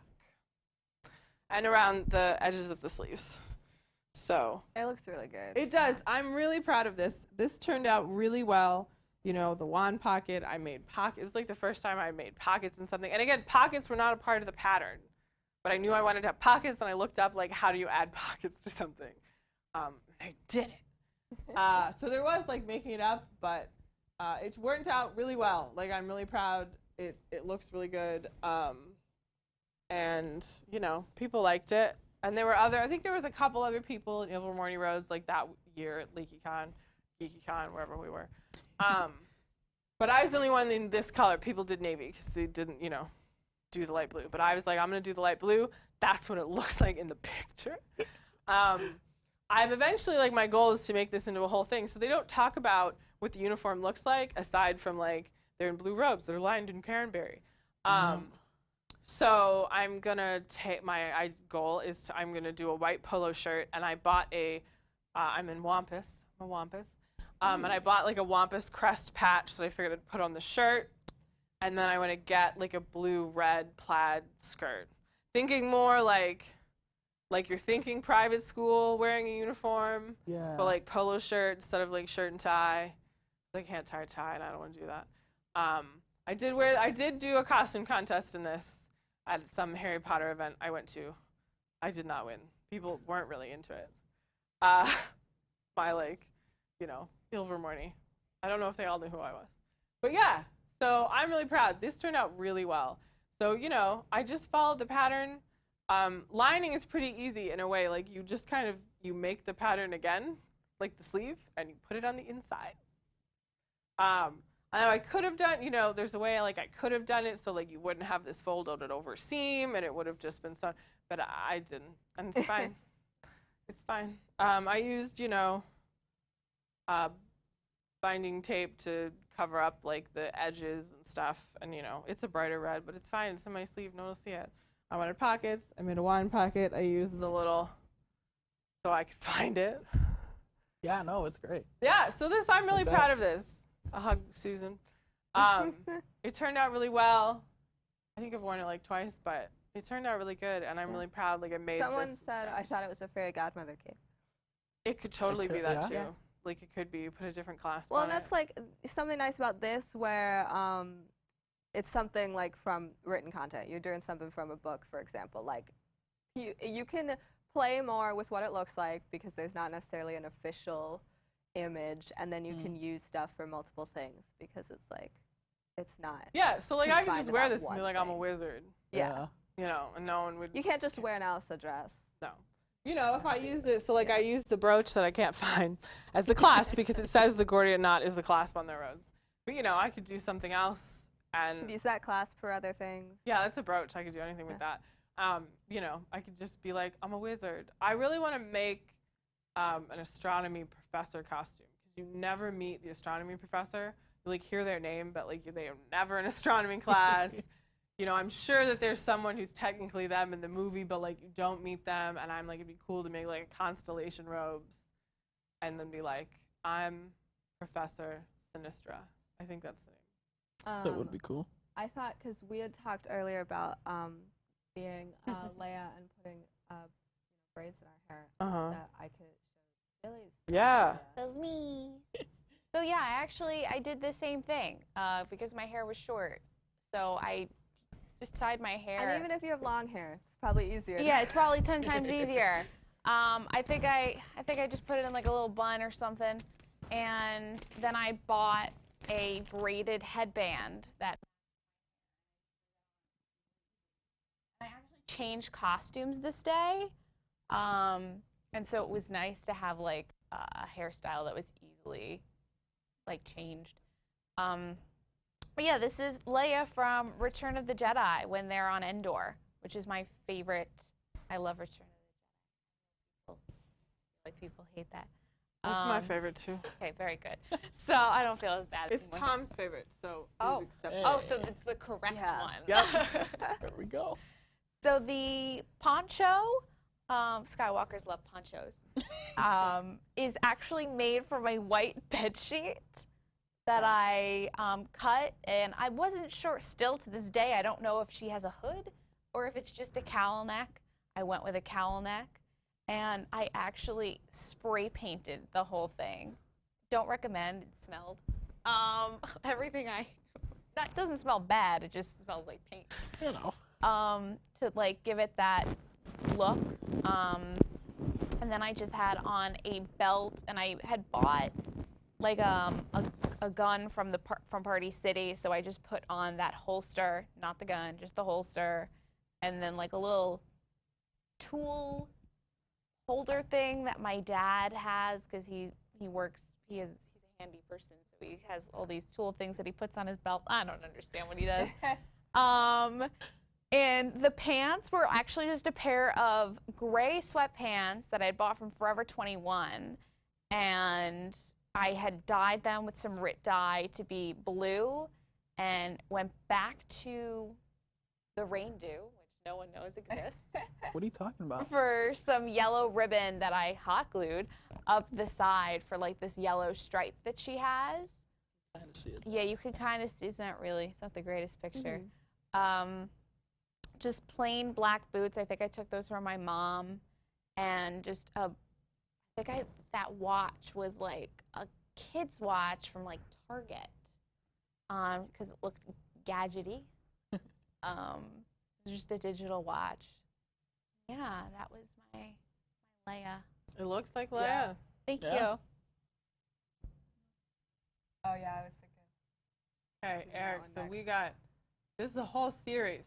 Oh, we got the series coming up. Ooh. Okay, so yeah, like I've done 4 iterations of Penguin. The first time I've ever cosplayed was that first Penguin there. The sash is from Dr. Facilier. And then I think that jacket I got at Goodwill, because now that I'm looking at it, it's a little long on me. So I think that was that jacket that I got at Goodwill. The top hat has actually stayed throughout. One of my friends' dad got me that top hat. You guys know I'm into magic as well, so he gave me the top hat because I was into magic. And he's like, "Hey, here, I found this. This is for you." I was like, "Cool." So when thinking about a costume for MegaCon that year, I was like, "Well, I have this top hat. Like, who wears a top hat?" kind of thing, and what would be simple to make. So that was that first iteration of Penguin there. Then the second one, I kind of went for a vest.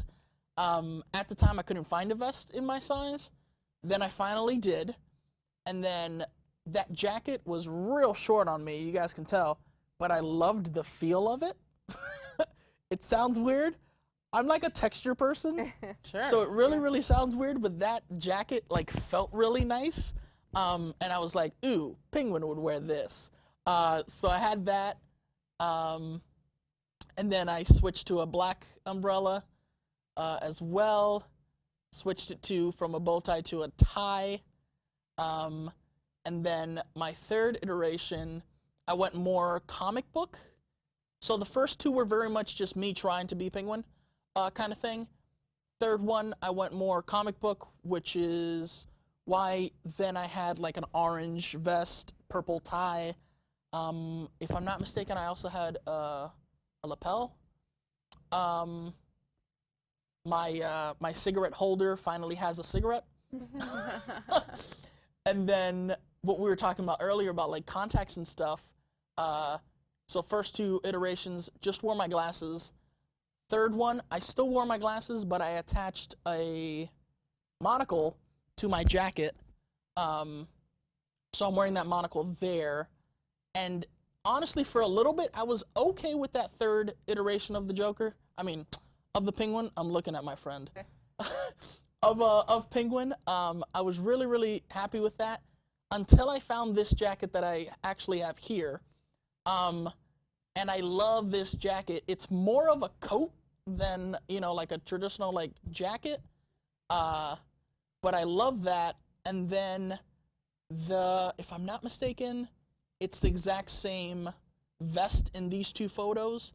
Because I found this vest and I was like, I really like that. The one on the left there was Hallmat, which is like a Christmas convention here in Orlando. So I thought to myself, I was like, if Penguin, were to be dressed up, he'd wear blue. Like if any pops of color, like for Christmas, he'd wear blue. So I ended up doing that blue tie and then like what's that called? I'm a Floridian. I don't even know what those are called. A scarf. There we go. I did a scarf and then that, and then that's the one on the right is the Penguin that I do now, which I love. I honestly do love this Penguin. I love the pops of purple, because purple's pretty much color. you know, the jacket. I have the jacket here.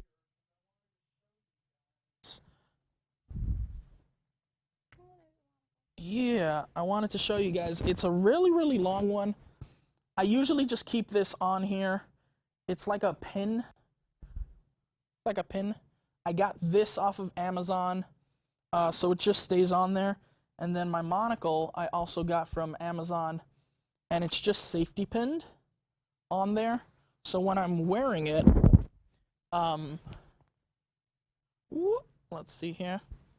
Yeah, you look badass. Thank you, thank you. When I'm wearing it, it just hangs here, and it's the perfect length. There we go. It's the perfect length on. And if by any chance like I'm taking a photo or something like that, it falls and it's caught onto my jacket. Not that I'm like looking on the floor or anything like that. Which is something that, you know, is always helpful. And this jacket I also love because it has a bunch of pockets. It has a big pocket here, has a pocket here as well. All about how do you carry your stuff. Yeah, has this pocket here, has another pocket here. So I just like honestly just start like packing things in this jacket, and it's great. And yeah, like I love doing Penguin. I've done it for a couple years. I think now like 5 years, yeah. And it's cool because it's gotten to the point that like my friends have also been dressed up, like you guys saw there. I did a group cosplay with my friend Jordan and my friend Alfonso, and we were Penguin, Harley Quinn, Joker. I have another friend, Heather, that she got this whole outfit to do Riddler. So we go to conventions a lot together, so we always try to plan, you know, like one day that we're just Batman villains, which is always fun to do stuff with friends. So yeah. But yeah, this is my iteration of Penguin. And the other thing is, I think it was that third one I said, I went very like comic book, because in the comics, you see him wear like an orange vest and stuff like that. But essentially, this is my own like take on Penguin. You know, there's no right or wrong kind of thing. You get the basic gist of it. And walking through, you know, conventions, people stop and be like, "Oh my gosh, you're great. You look like the Penguin, this and that." One thing that I am going to be adding is a prosthetic nose, because that's something that I've always just wanted, and I've been trying to find the right one for me. But yeah, that's the only thing, honestly, that I'm adding to this outfit right now would be that prosthetic nose, and that's it. That's my Penguin, and I'll be doing him for a while because I love him, honestly. It looks great. Yeah. That's awesome. Thank you. Well, and like something with, you know, comic book characters who are like also in movies and stuff, you gotta consider what version of their outfit am I gonna do. Even characters who are in one movie and have multiple outfits, like exactly. what are you able to create or buy, and also like you generally want to do what's going to be more recognizable if you want to get recognized. If you don't want to get recognized, then do whatever you want.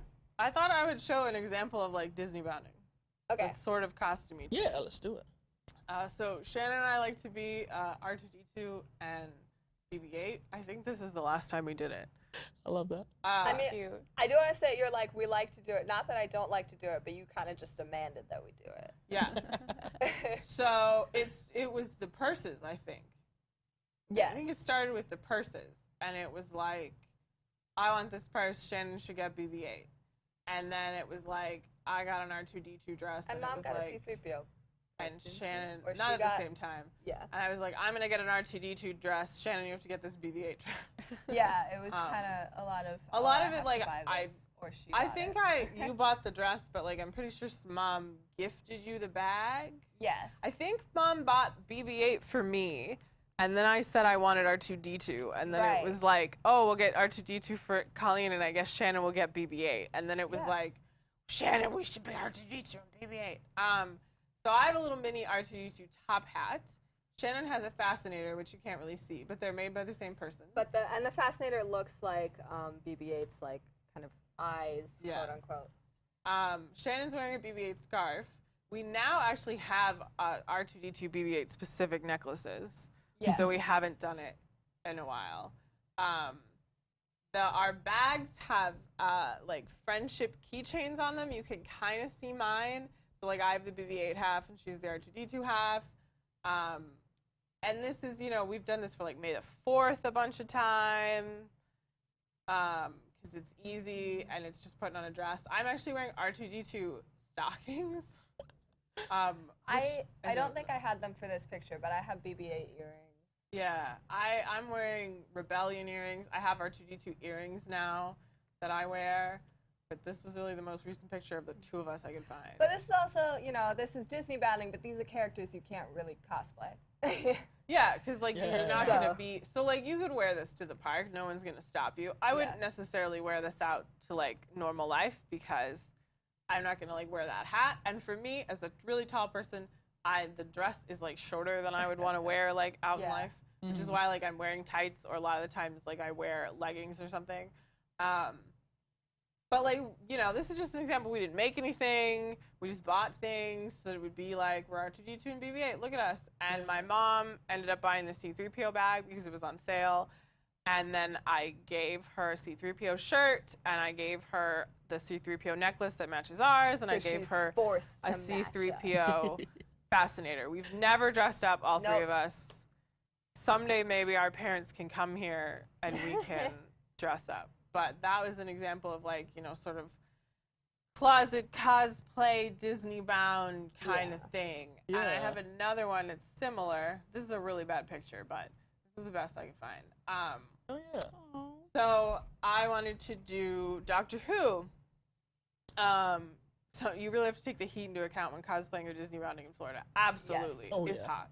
Like, I would not wear my BB-8 scarf around the park. No.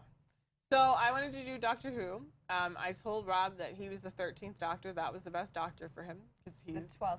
the 12th Doctor. I don't know anymore. 11. 13th is current. My God, I'm so confused. The 11th, Matt Smith. I wanted him to be Matt Smith Doctor. I was like, that's the right Doctor for you. You're kind of a dork. And I was like, I wanted to be kind of steampunk TARDIS. Like, that was like his original sort of look. So I bought this, you know, TARDIS dress. And I got space leggings. I wore those brown boots. You've seen us wear many times. I got little like wrist cuffs that are like brown with lace. I am wearing like gear earrings that are steampunky. I have a key necklace. So this is key to the TARDIS, and I have a little TARDIS top hat. For Rob, I bought the official jacket that I think was like at least $100, but it was like, that's just gonna be easier to just buy the official jacket. And then it was like, he wore like black jeans, you know, we just got him a button-up shirt. I found a tie that was like the right colors, you know, we just bought suspenders. We bought the sonic screwdriver, which I think we might have bought actually at like the Doctor Who experience in London, but Rob does have a fez. His sister worked on Norwegian cruise lines and they did the Mediterranean and she like bought him a fez in Turkey. Rob is against the fez because he feels that the fez was only like in one episode and he doesn't like that the fez now defines the Doctor.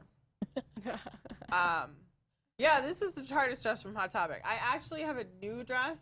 You gave me that dress. I gave Shannen this one. I never wore it and I got rid of it. That's fine. And I got a new one that's like A-line. So this was like fitted and that's not normally like how I like, that's not the kind of dress I like. So now I have an A-line one, but we haven't done this in a while. Rob will do this for Halloween. This is like one of his few, like he'll put this on for Halloween because it looks like normal clothes. That's, you know. Yeah. But so this is again. Colleen's really good at tricking Rob into wearing costumes because it'll be like, oh, it looks like normal clothes. Yeah. And I'm going to pack for you.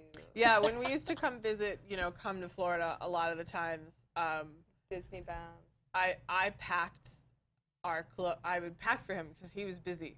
So that way I could just pack the Disneybounds I wanted. But one time he took out a pair of shorts and put in a different pair of shorts and I was like, you've ruined everything. Because I was like, this is really important, Rob, you've ruined this.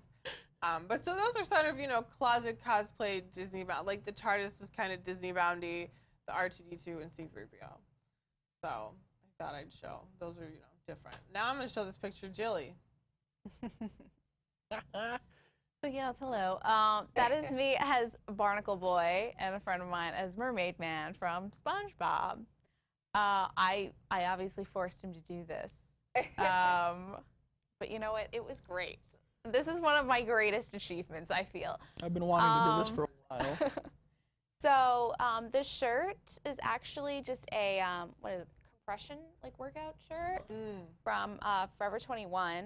It was super cheap. I feel like workout clothes are always like, they're good basics. Because they're like, they're cool. Yeah. Like, so you're not like. And they're also more fitted, and sometimes like cartoon characters especially have like Exactly. Yeah. And I actually had bought 2 of these, and I had a pink one that I used for a Orphan Black cosplay. So I like really stocked up that day. The blue little handkerchief thing around his neck is just a blue T-shirt I had bought and I cut because I mean everyone's buying fabric, which is great, but the closest fabric store to me where I used to live in New York was about an hour drive. So, and I didn't have a car at the time because I lived in New York. So it was just not a good thing. I would have to have someone take me anyway. So. The belt was actually my sister's belt, which she never wore because it's a very weird belt to wear in a normal day. And those little shells were party favors, Little Mermaid party favors from Party City. And actually on the other side of it, there was a mirror. Oh. And there was little stickers of Ariel on them. And I just took the stickers off and I just hot glued them onto the belt. The gloves my friend ordered for us, so we had matching gloves, and I actually had like blue Crocs on. The wig was, I reused the wig from a Ellen Ripley cosplay from Aliens, if anyone ever watched Aliens, a great film, anyway. And the little sailor hat, my dad was a sailor for Halloween, like 2 years before this. I think my mom bought it at like CVS. Like it wasn't anything amazing. And yeah, just the shorts were something I used. I was in musical theater school at the time, and I was in a production of Cabaret. So those were shorts that I had worn for Cabaret. Perfect. And that was a fanny pack that I think I wore with like 99% of my costumes because I felt like they kind of faded in, like blended Well, in. yeah, because you don't have any pockets or anything. Yeah, Yeah, this one no. kinda looks like part of the outfit. So I just like, there was this, I still have the fanny pack, not with me though, and it has so many pockets and like areas to put things in. It was an amazing purchase. I'm very proud of it. So I would wear that fanny pack a lot. And yeah, that was my Barnacle Boy. It looks really good. Yeah. Thank you. Okay. Now I'm gonna, this is like my pride and joy. This is like, to me, this is the best thing ever made. So first, this is a picture of us. It's the crown. Like, I know it's really good. Shannen made, so this is Frozen Fever. Shannen made this crown because it was like her birthday, and I think it was actually Shannon's birthday. Yes, that's why I wanted to make the crown, because she wears this very briefly in Frozen Fever for her birthday, and I wanted to make it because it was actually my birthday. So I just used a headband that I think I wrapped in black duct tape because it wasn't a black headband, and then I had like letter stickers to put happy birthday, and then it's pipe cleaners and craft sunflowers that I all attached together. And I still had some of these pipe cleaners like to this day from that pack of pipe cleaners that I bought. This is us before we walked to the convention center and it downpoured rain. Yes. You can kind of see my, like, she has like a purple flower hair clip. That the rain ate that. Gone. It's gone. So I didn't have that at the convention. Some of the glitter came off my cape. It was not fun. I was like, Dad, we can't stay at hotels that far away. And he's like, but it was free. I had points. That was us pre-rain. But now here we are once we got to the convention. We had the little Snowy. snowman. Yes, I got So Shannen cute. the Snowies. So we pinned one to her. And so this was, I didn't, we wore this like twice, that convention, because there was like a Disney sing-along or something yeah. that we wore that was like one, like we wore them on my birthday briefly, and that's when I wore the crown, and then this was like the day we wore it for the full day, and Colleen had made me like a like braided string headband with the sunflowers on it. Yeah, So because that's again, what I like wore. Honest hair's up, but Yeah. you know, we're not gonna bother with that. And she's got like a sunflower clip on the back of her head. So instead, I made this headband with sunflowers, and you know, there's And then you bought like that brooch, right? yeah, she's got a sunflower brooch that I think I bought off Etsy, and it was like, this is Anna's sunflower brooch, Oh, yeah. and you know, so and the headband has like the colored ribbons that we're hanging off. Anna's, you know, headpiece, so that. And then that's the yellow polo that we've talked about previously. Yeah, I've worn that yellow polo on the show. Yeah. Apparently in the laundry. I just wear it as a yellow polo. It's I was just gonna a wear shirt. it today to show, but it is in the laundry. Hey, so this is, I think, my favorite costume I've made. It turned out so great, and I just think it's beautiful, and it won't fit me ever again, but it's great. So what I did was I bought like a homecoming prom dress kind of thing. I'm gonna lift this up so you can kind of see it more. So it's an ombre, you know, teal kind of dress. And so that's Elsa's dress, was this blue-green ombre, and it was like, and I was kind of like, I don't know, how am I gonna do that? Like, I don't want to dye fabric. That's too hard. So, you know, I looked online, and it was like, I found this prom dress, and it was like, this is perfect. I'm just gonna buy this. So it had straps, which I cut off, and I mean, it is the whole base. You know, it comes up here.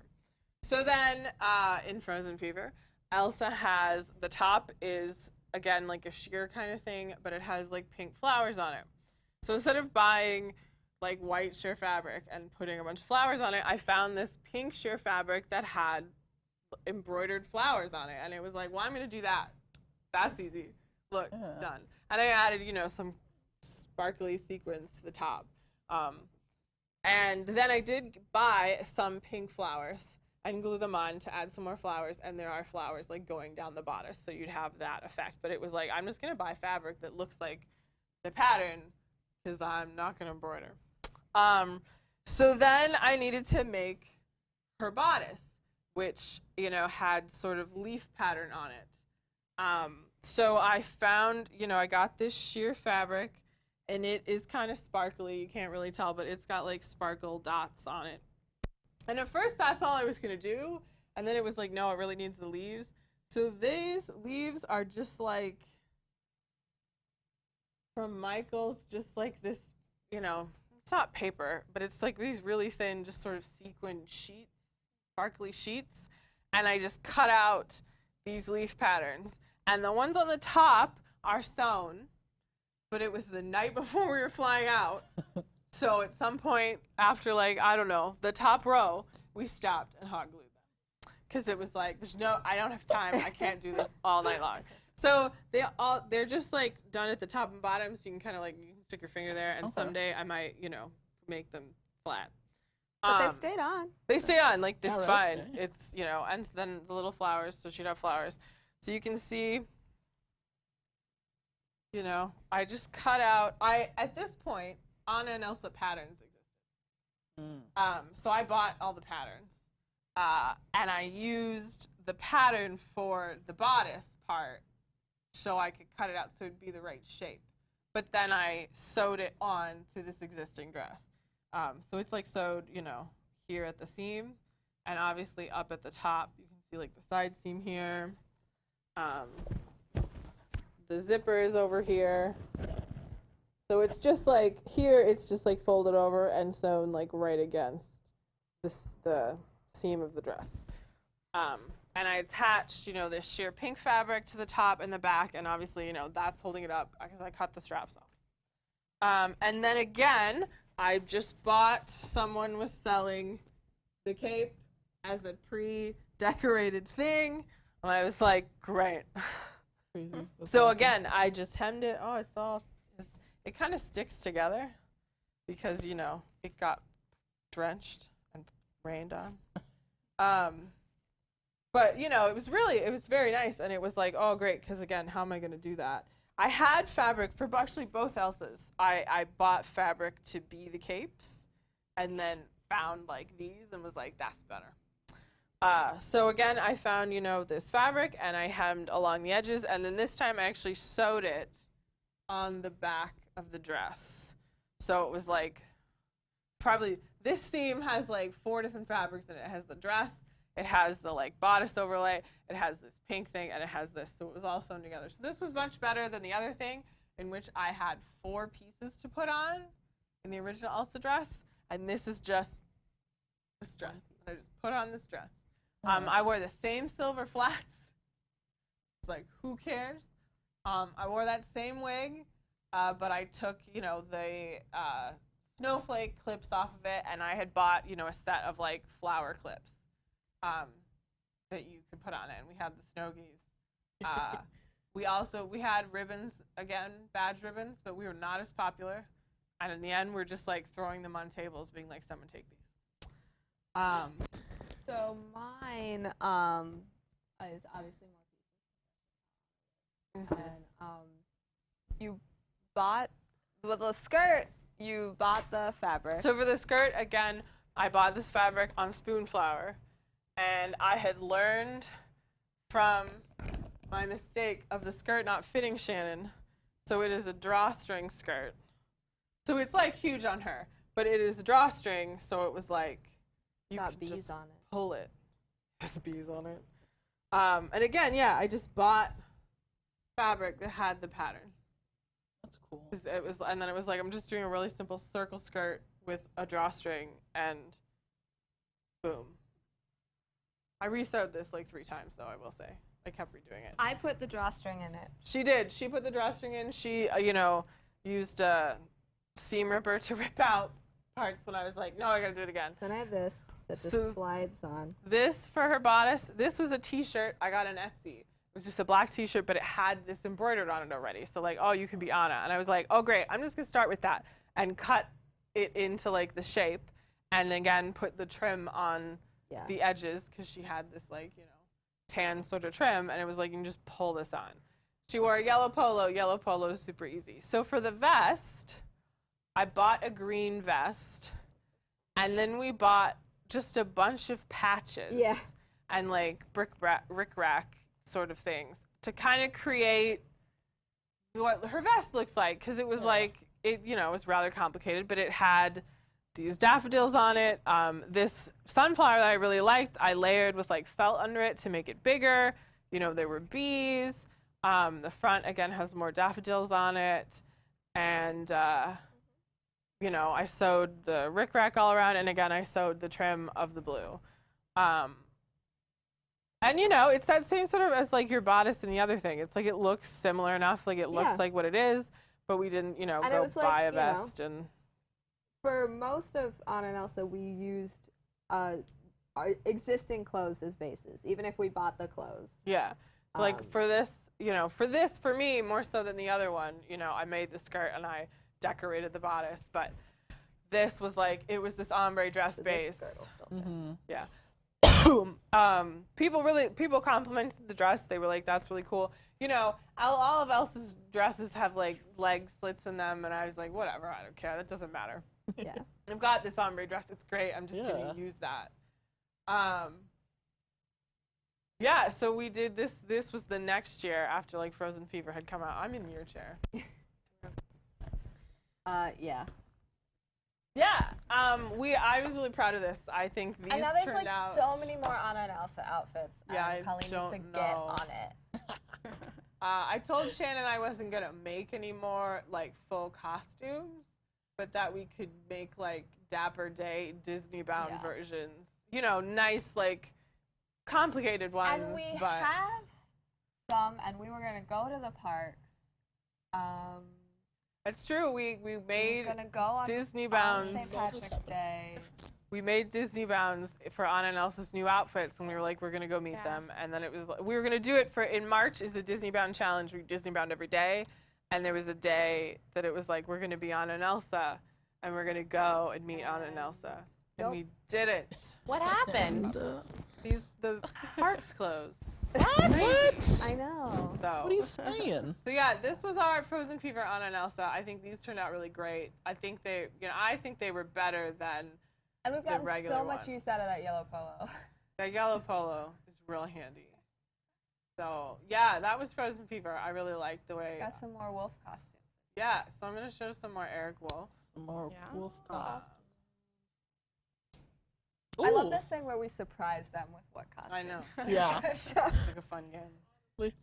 So this was cool. This was actually just 2 weeks ago, a week ago, something like that.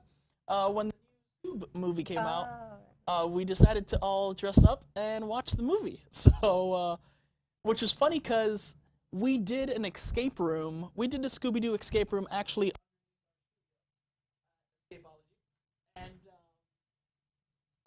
friend Daphne outfit. She put together that Daphne outfit, and then our Fred there, Heather, actually had a Shaggy outfit. I didn't dress up, and Alfonso, which is our Velma, didn't dress up, because we were like, yeah, no, we don't have anything. And then Heather, I remember sending me like a message, and she's like, I got a whole outfit done, and I was like, what? And she ended up finding, like this whole Fred outfit. So she got a polo, she has an undershirt, and then she got like an orange, I'm not sure if it's like a scarf or if it's an actual ascot. I have no idea actually, but she ended up doing that. Then our Daphne got that purple dress and a green scarf and a purple headband. I went very casual, Shaggy, and I had the green shirt, had the khaki shorts. And Shaggy's already pretty casual. Yeah, right? Like that was pretty much it. And then Daphne there, we knew, not Daphne, Velma, we knew that I spoke to my friend Alfonso, and I was like, do you have anything orange? He's like, no, this is the closest thing. And I was like, well, that's good. Like that, like one, you're already doing gender bend of Velma. So yeah, no, like what would your Velma like wear? What would your Velma be? So that was his version of Velma. So this was fun. This was just very much just for the premiere of the movie that we went over to my friend's house to watch. But we do have plans to actually get work on our costumes a little bit more, to go to conventions and stuff. I've been wanting to do some, again, I'm a villain person, I just am. I've been wanting to do some monsters from Scooby-Doo, so I'll probably be working on the Scrappy. Oh, I love Scrappy, honestly. I actually do. But the Voodoo Doctor, I really want to make that mask. Oh, yeah. Yeah, it's the weirdest thing with me. Sometimes I look at a costume or I look at a character, and I'm like, I want to make that. Like, that in particular I want to make. And the Voodoo Doctor, or the Witch Doctor, is the main thing. Just that helmet, or that mask is really one thing that I really want to do. So I'll be tackling that. Okay, well, I'm going to show a costume that I did. Ooh. So this is probably less recognizable. So this is Simon Snow from the Carry On book, Carry On and Wayward Son, the sequel, by Rainbow Rowell. So this is the cosplay from a book that doesn't have, any sort of adaptation, so I could kind of play with it however I wanted. So basically at the end of the first book, he ends up with dragon wings and a devil's tail, so they're actually not supposed to quite match right. So that is on purpose, that the tail is not necessarily on purpose that it's a brighter red, but that it's not exactly the same red. Gotcha, yeah. So yeah, we just looked at a lot of descriptions in the book, and I bought the wings just off Amazon. And so what I'm wearing for the wings and just the whole top is, we just got a plain white shirt. My friend used to work at a t-shirt place, so she just in the past would also just make us t-shirts we wanted. That's go to your local t-shirt. Yeah, blog, honestly. But she just like phoned in her friend to get us both like blank white t-shirts for the costumes we were doing. We cut slits in the back to fit the wings. So you can't see it in this picture, obviously, but the slits are like way bigger than the wings are because I had to like fit the whole wing in. And then I was wearing a chest binder and a tank top underneath, I think. So yeah, and then the tail is the thing that like we made from scratch, so I actually have it. Oh, nice. Fade back to me. Yeah, and I just did it like just by looking at it. I don't know what everyone else's problem is, why like things never work.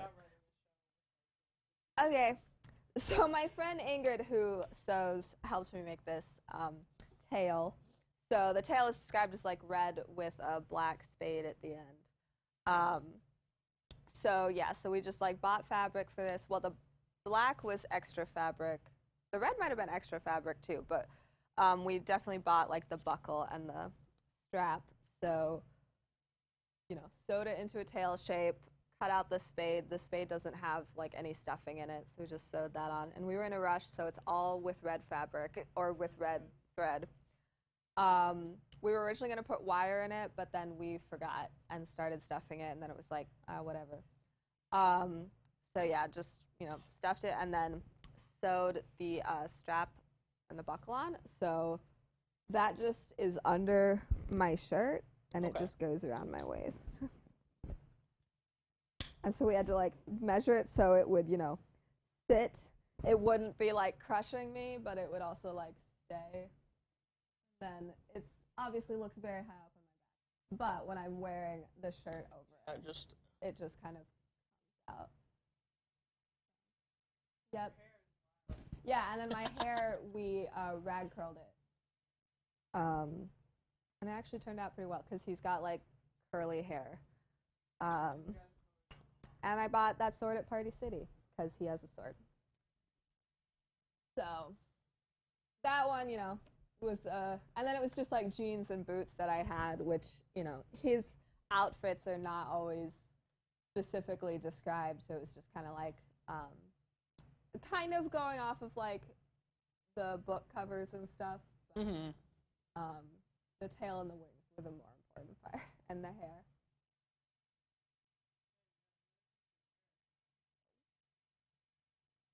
Oh, so this is Brock from Pokemon. So my friend and I used to do Misty a lot. It was just an Ash that we found at the convention, and we were like, oh my gosh, we gotta take a picture with Ash. But yeah, Brock is pretty simple. He wears just khaki pants, an orange shirt, and a green like vest. It kind of looks like in the show, it kind of looks like a tactical kind of, because he has like pockets and stuff. But another Goodwill find of this like winter vest, and I was like, oh, this is perfect. This will be, you know, a perfect thing to do. The Pokeball that I'm holding, which I don't have with me, I made out of, at the time, Nerf had these like foam Nerf balls. So I essentially got that, and I carved into the foam Nerf, and right in the front there for like the Pokeball like button, I think it was one of those like sequence like gems, like craft gems, and I essentially just used the back, because the back, because it's like reflective, it has that reflective paper on the back of the sequence gem, and I just essentially just like jammed it in there, glued it, and bam, had a Pokeball. At one point, and I don't have a picture, at one point I did have a like a belt sort of thing with a Pokeball.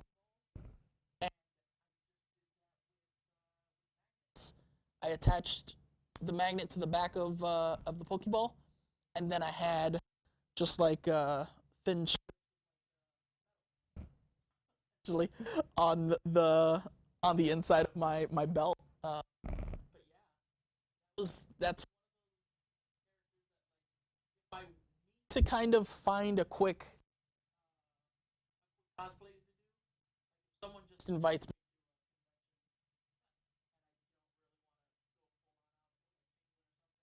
That's one. Actually, not that hot because the winter vest I took out the inside lining of it. Art.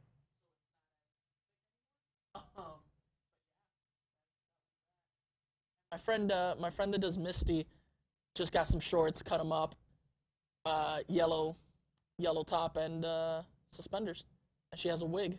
But essentially, two very simple characters to cosplay. Yeah. Yeah. Great.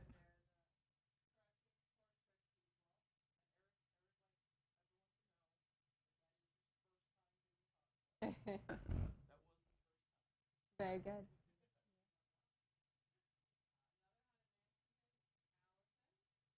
Oh, I love Allison. She always looks so good. The tightrope girl is another one that like you have to be. I've seen people like doing like Disneybounds, and it's like you have to kind of be careful about like what's gonna count as a costume. Yeah.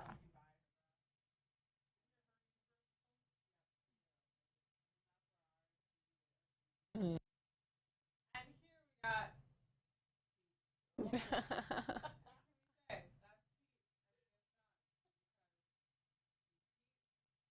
Oh, he's dressed as a character. Oh yeah. Here's Pete, and he's got a belt. And John. I love it.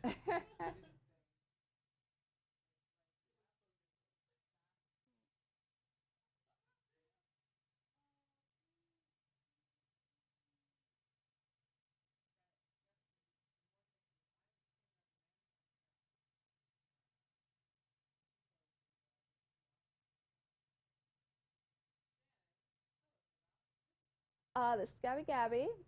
So I wore this to the WDWNT Halloween show last year, so you can go find video of me. Well, first of all, I just bought like yellow shoes to wear, and then they're just, tennis shoes that I can wear in regular everyday life, so that's good. I bought a petticoat that I'm wearing underneath, and then for the dress, I found a like yellow polka dot dress on, some sort of like 50s kind of vintagey site. And it had, I wanted something that was the right cut, but that I could like add either something that had a collar, that would be convenient, but this one didn't, so it was like, okay, we're gonna add the collar. But this one also had a belt that came with it that was the same polka dot as the dress, but then I just took that belt off and put the ribbon in, but then the belt loops were already on the dress, so it's like I didn't have to sew the white ribbon on. So then my friend Ingrid, who helped me with the tail, also helped me do the collar. So there's collar on the front and on the back, and again, it was just like spare white fabric that we sewed together, and we bought a big button, because she's got one button, and that's the original neckline of the dress has like a little dip right there, so it was kind of like we sewed the white fabric over that and sewed the button on. And then I actually have it here,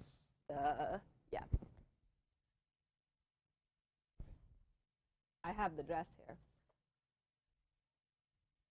but I have the pull string. Just got so excited about that. So, here's the dress, But the pull string is an embroidery hoop that I spray painted, or not spray painted, just painted, and then just white string. And so we kind of messed with like a bunch of different ways to do it. The nice thing about like Gabby Gabby is her voice box is broken, so it didn't need to like make sound to be more accurate. Not that I would have had it make sound anyway. But so we had it coming out of, just the top where the zipper is. And then the string went down into one of the pockets. Dresses with pockets are good. So, yeah, it went down my back, and we just, like, poked a hole into one of the pockets and then attached a safety pin to it so that it wouldn't just, like, yank out. So I took the safety pin off just to take this off of it. But, yeah, so then it would just kind of be, like, curled up in here with the safety pin, so then you could pull the string to a point and it would stop, and then I could have my hand in my pocket and just grab the safety pin and pull it back. So that was kind of fun. It didn't work like super well, but well enough. Yes, you can also see the like white on the back.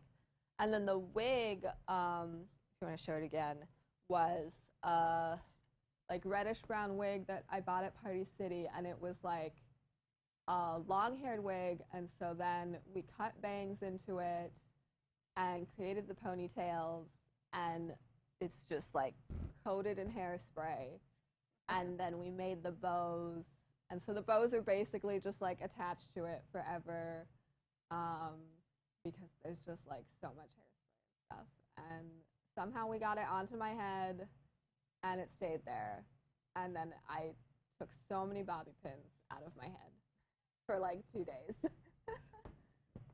I like love this costume so much. It's so cool. Yeah.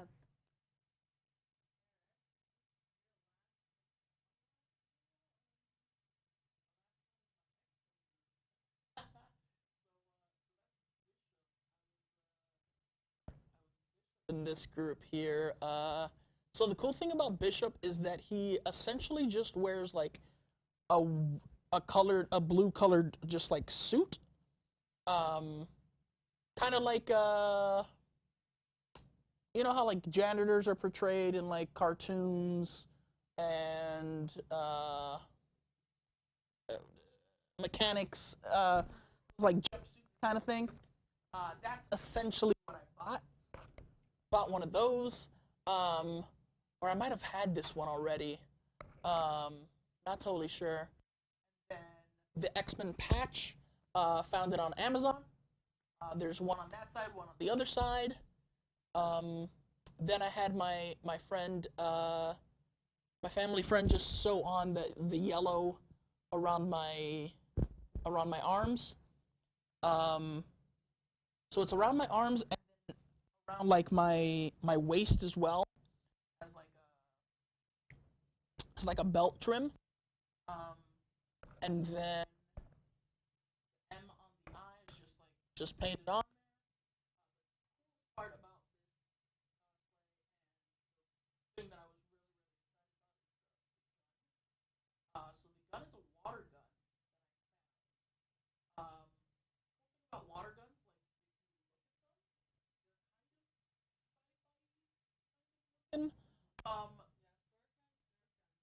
Yeah. So cool. So what I essentially did was, the water gun, and I was never gonna use it again. I took out all the screws, separated the pieces, and then took out essentially everything that I did not need internally.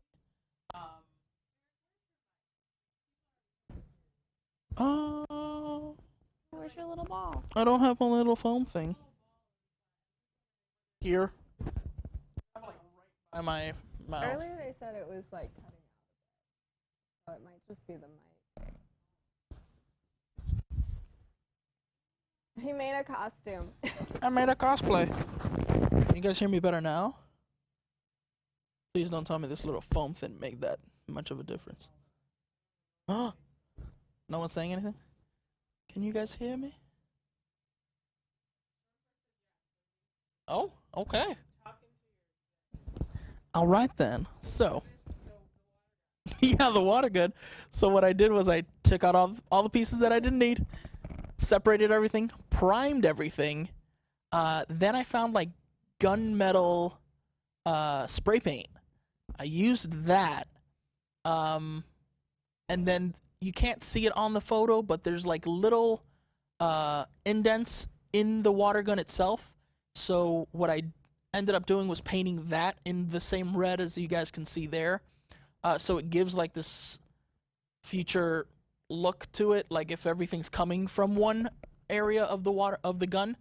And then I like weathered it with like black paint and just like paper towels kind of thing. That's essentially what I did there.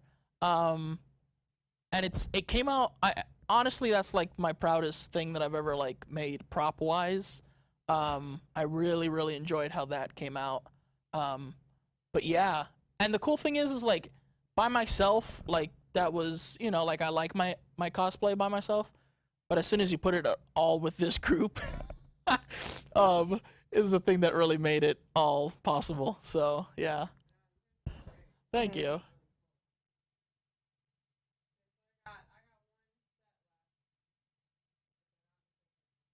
So, Rob.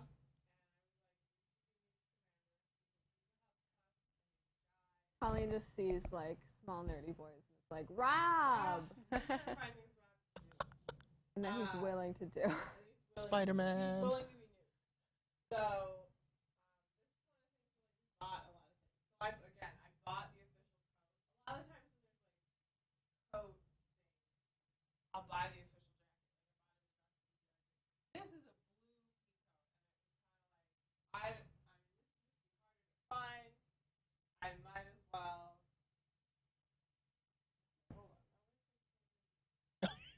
Your mic on.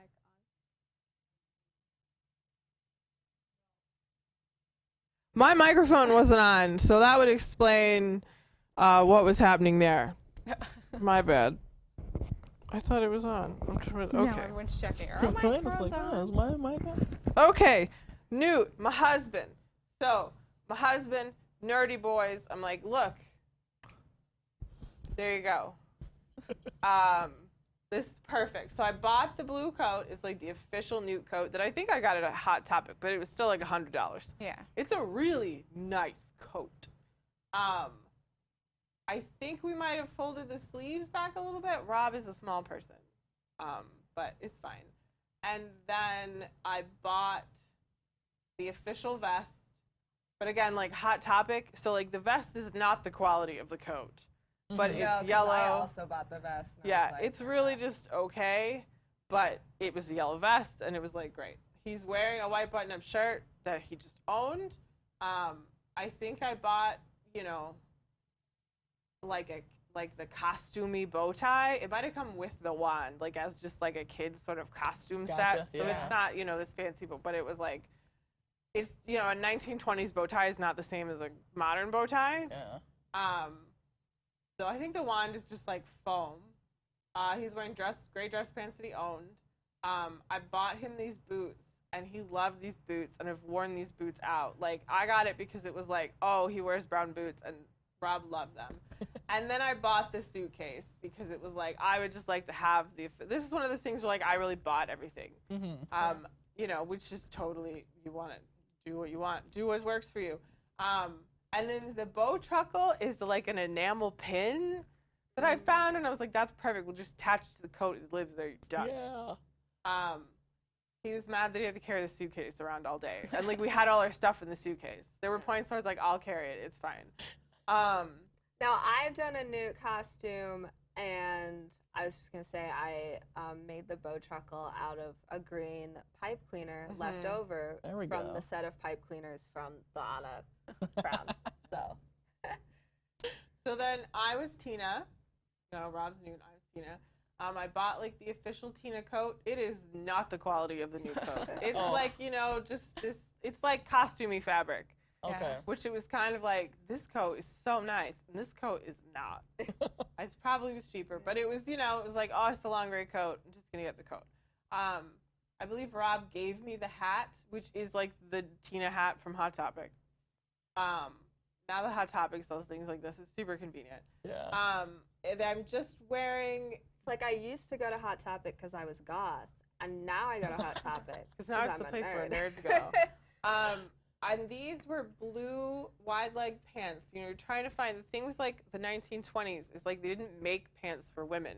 Women were wearing men's clothes if they were wearing like pants, and so it was like, okay, well, I can't wear men's pants. I'm not shaped the appropriate way.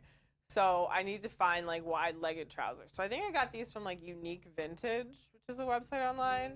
And I think that they were like, oh, they're 1940s, but they were these blue wide-legged trousers. And so it's like, that's what I need. You know, and then I was trying to find a shirt that had like the appropriate, she's got like a ruffle on the front. And I think I bought that on like Poshmark. I think this is when I discovered Poshmark. Poshmark is where people sell their used clothes. And it's great. You should check it out. And then she Look has up Colleen and I on Poshmark and buy our clothes. Buy her stuff. And then she wears another jacket. It's like this gray, but again, like big sort of baggy jacket because it's obviously like this men's jacket. And I think I found that on Poshmark as well. So then when it's time to put all these layers on, like they don't fit under the sleeves.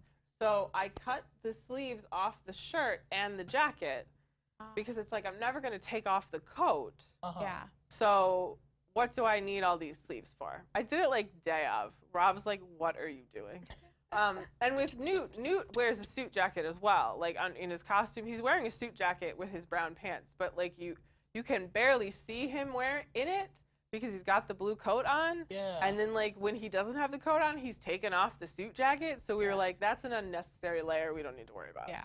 That's true. And then I have the Tina necklace, and then that is just like a random wand I already owned.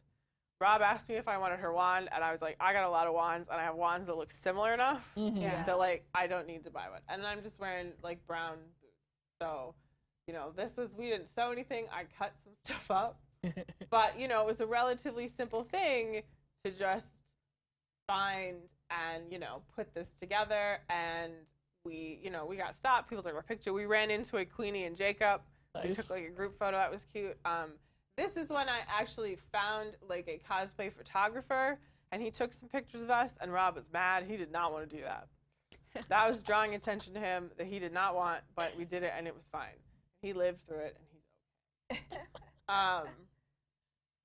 So yeah, those are our Newt and Tinas. Those worked out really well too. I really enjoyed those. And that's an example of like just buying stuff. I think, the lesson to be learned, like our whole point here, you've heard us talk about Goodwill like a ton. Yeah. If you're doing something that's... Or like, I already owned this. This is Yeah. from another costume. You'd be amazed the things you can do with stuff like that you own or stuff you can go buy for like $4. Like, no, that's not going to necessarily build you like a huge ball gown or something. There are limitations. But, if you've ever been like, oh, I can't cosplay because I can't sew or I can't spend $300, you can. There are ways. Like, you might need to choose a character that's relatively simple, but there are lots of characters out there that, like, wear normal clothes. Yeah. And there's lots of things you can find at, like, Goodwill and alter. And you can look up, like, for various things, like, blank, whatever you want to make, no sew. And there will be, like, DIY videos and stuff. You can't, get away with that for everything. Yeah. But you can see if there's stuff You can out hot there. glue a lot of stuff. Hot glue can do a lot if you can't sew.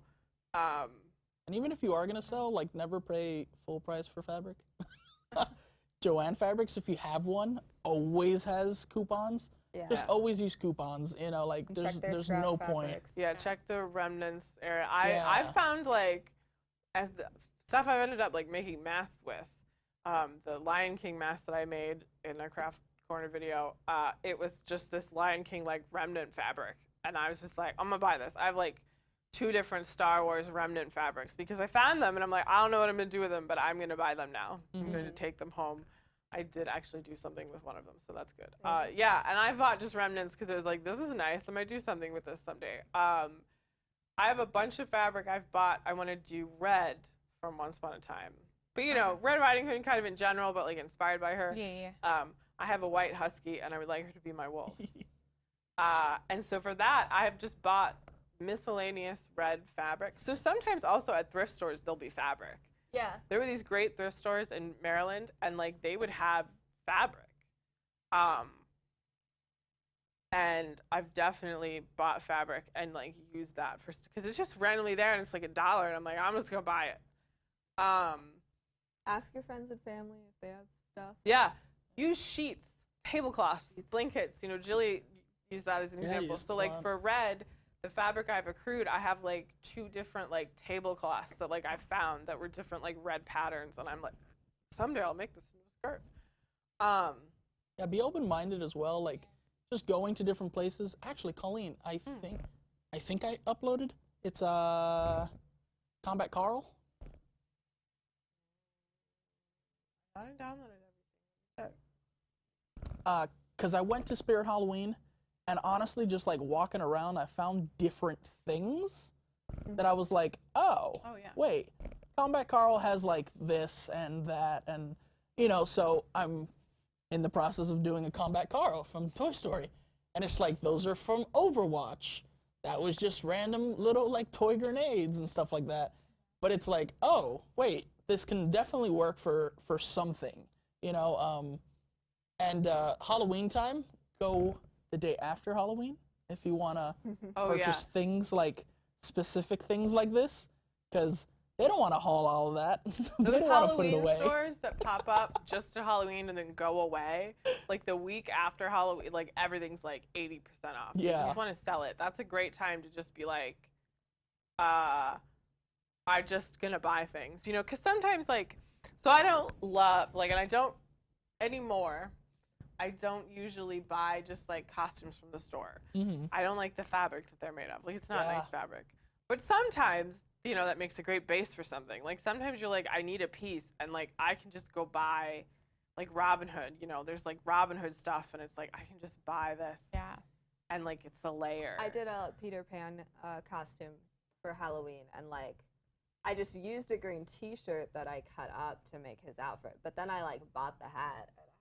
Yeah. Yeah. You know, so you can find a lot of stuff that either is just great the way it is, or you can alter it to make it do what you want. You know, there's lots of like clothes you can find for cheap at thrift stores, guys. Honestly. Poshmark also I really love because people are selling like nice clothes that it's like, oh, I have this like designer dress I don't want anymore, and I've got it listed for cheap, and you can like offer like lower things, and a lot of time they'll take it because they just don't want it anymore. And so that's a great place too to find stuff that maybe it's like, oh, I can't find something like this at the thrift store, you know, or like my Frozen Fever Elsa, I believe I bought that dress on eBay. You know, I was looking for something, you know, green ombre, and I found this thing on eBay, and it was like, that's great. Like, you can find things for cheap, and you make them do what you want them to do without being able to sew, or without being a seamstress and being like, I'm going to make this whole thing from scratch, or without buying, you know, a costume for $300. If you can make a costume from scratch, that's awesome, and do that. And if you want to spend $300, that's awesome too. Like, if you're like, I don't want to make it, but see other people make it. And sometimes you do have to look at, like, if, you know, you're talking about money, like, you have to look at, okay, how much is it going to cost me to make something? Because sometimes when you're buying materials to make something, that's going to cost the same as just buying it. And think about your time. Yeah. Factor your time in. You're like, if this is going to take me, like, 40 hours to do. Yeah. Grab a notebook. I have notebooks all over. Jilly was in my car the other day. There was a notebook in my car. Like, I have notebooks everywhere. I get these from the Dollar Tree. Just, like, jot down what you need. Jot down, you know, like, your time. How many months do you have? How many, weeks do you have? This and that. Try to, like, schedule everything out. I need this done by this time, so then I can work on this, and this, you know, kind of thing. There's but apps for honestly, that, there is. So there's an app called Cosplanner. I'll move closer to the camera.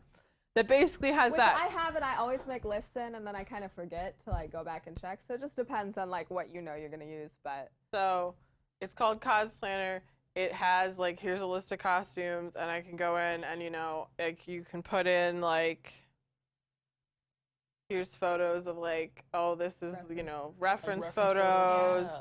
You have like tasks. You can say like, these are things I bought. This is how much it cost, and stuff like that. You can put in like, I need to make this. It will take this much time. So it's very much like what Eric said, but it's on my phone. you know, That's and if even you're, better. Like, Cosplanner. That's even better, the yeah. picture is like an anime girl hair. And if you're, doing a costume that like there are kind of different ways you could do it, or like, you're doing a costume from a book or something, so you kind of have to use your imagination more, draw out, even if you're not a good artist, you can just draw out beforehand kind of what you want it to be, and then look at that and be like, okay, these are the materials I need. Just get a good idea of what exactly you want it to look like before you start doing any parts of it, because otherwise you might end up with like extra stuff, or you buy something and then you're like, oh, actually I want to do it this way, whatever. So we're like just at time, but I wanted to show one last thing. So this is something I'm working on. It's not done. So if you've ever seen White Christmas, the sisters number. So we watch White Christmas every year on Christmas Eve. It's our family tradition. You don't watch it any other time of the year. You watch it then. And Shannon and I were actually at a convention, and there's an artist we like, and she has like art of the sisters, and she said something. She's like, I don't know why no one's ever cosplayed that. And we were like, done. So, we obviously watched the movie a lot, and, I'm looking at reference photos, and it's like, okay, they're these, blue 1950s dresses. They're like lace on the top, and they've got big skirts on the bottom. So again, I'm looking online, like, where can I find something to start with? So I found these dresses. It is floor length, but it's got like the right kind of bodice, and the 3/4 sleeves. So my plan is, Shannon has a petticoat. Yeah. I need to get a petticoat. So Shannon needs to come over in her petticoat, and I'll put this on her, and I'll cut the skirt off at the length it needs to be, rehem the skirt. And then using the extra fabric, I'm going to make the gloves. They have long blue gloves. That are the exact same color as the dress. That's part of the challenge with that, too, is that it's like everything is the exact same color. And so it's like, well, how do I get gloves that are the same? And so this worked great with its floor length. And so it's like, I'm going to use the excess fabric. Making gloves is really easy. You literally just trace your hand and your arm, and then you cut out 2 of those and sew it together, and you've got gloves. Like, gloves are really easy to make. So I have the extra fabric, so I'll be able to make us gloves, and then I think we'll wear flats. So we'll just wear some shoes, and then like we need to they don't have the same earrings, but they have like blue crystal earrings, and I think they have something in their hair. Well, they have blonde hair, first of all. Also that. I don't know if that's important yet. We'll think about that later. And then they have where we're wearing this. The fans. Yeah, someday we'll finish these. They have big person-sized. They have huge blue feather fans. So we've looked at different things with this. Like, do we make feather fans? Do we buy feather fans? We're not getting human-sized feather fans. Like, I'm not carrying that around. But I've also thought about making blue feather purses. So we'd have a purse, and it's got the blue feathers, and it's kind of like it's fan-shaped, so that it would look sort of like the fan. But I don't know yet. I'll finish the dresses maybe someday. And then we'll wear these at every Christmas for the rest of our lives. Someday, Mickey's Very Merry Christmas Party. Yeah. There we go. Shannon and I'll be there. We know the entire song. We don't know how to sing, but we know the We don't know how to dance either. song. But you know what? Neither did both of them, so. I'm pretty sure Well, the one Rosemary did. Clooney can sing. Rosemary Clooney I was can gonna sing. say. The other Vera Allen can cannot. dance. Yeah. And that's Vera Allen in White Christmas. When Vera Allen is singing, it's Rosemary Clooney. Yep. Yep. And Rosemary Clooney really doesn't dance.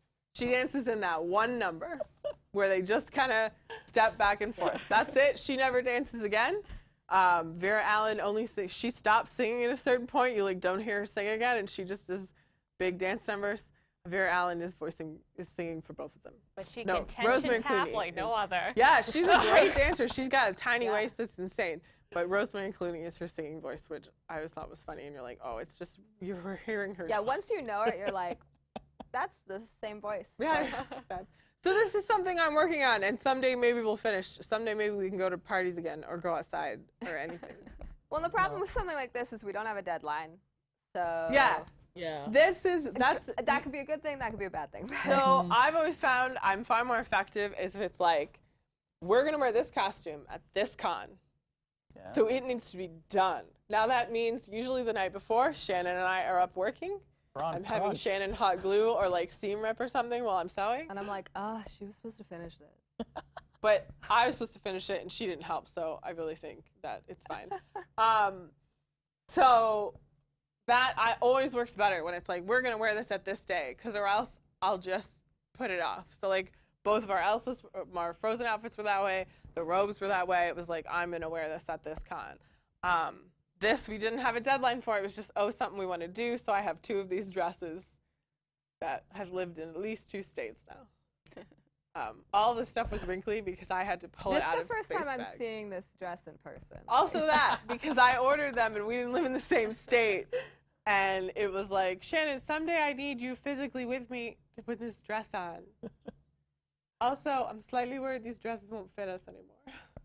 Well, we'll figure that out. We'll figure that out someday. That's, I could maybe expand the back or something. Anyways, that's what I'm working on. White Christmas. Yeah, Goodwill. Go to Goodwill. Look on, I don't know where I bought this, eBay, I don't know. Look online. I think you got that eBay. I'm very into like finding something and adapting it if it's, because I don't want to make things from scratch. So if I can find something and adapt it into what I need it to do by, sewing or gluing, buying like the Elsa dress, I put this other fabric over top of it and stuff, there's a lot you can do without spending like a ton of money and without being able, being some fancy seamstress or anything, I like took sewing as a class. I had a weird, school's weird when you do theater. To costuming, you literally work in the costume shop. But even then, like, I don't know what like half the things on my sewing machine do. I just am like, I can sew a straight line. I can move the fabric and it will curve. Like that's, I'm like, I don't know. Yeah. Backstitch, so the stitch doesn't come undone. So, and that's, so I've sewn things, but like they're really simple. I can't sew anything really complicated. I mean, suppose I could learn if I really wanted to, but I'm okay. So, go to Goodwill. Like okay. Look at, yeah, I mean, I've made these things when I'm mostly just sewing in straight lines and kind of making things up and, using a pattern when I can. Patterns can be hard to read too, so like if you've never reused a pattern before, like go online, look up what some of these terms mean, because I'm, going through it, I'm like, I don't know. It's like cut notches? Why do I need to cut notch? I don't understand. Yeah, you can do it. Yeah. That's the message. The message is that you guys can do it. We talked about hot glue and Goodwill, and here's a random trick. Embroidery. If you hot glue out the pattern and then just wrap the hot glue in thread, just sew over it, and it'll look like embroidery. Also, you can get hot glue in colors. So you could just hot glue out the design, let it dry, and boom. You can get colored hot glue. Puff paint also. Puff paint? Yeah, there's options. Yeah. I'm like, I can't embroider. Spoon flower is where I get a lot of fabric, and I've seen tons of Disney fabric there. Like everything you need for like Rapunzel and Elsa and Anna and stuff, that's what I've looked for, so that's what I know there is. But that's a great place to find fabric. And, you go on Etsy, that's a great place for like props and stuff. If it's something that you're like, well, I can get this sunflower brooch for like $10 from this person, so I'm just going to buy it. Mm-hmm. Because then I don't have to make it.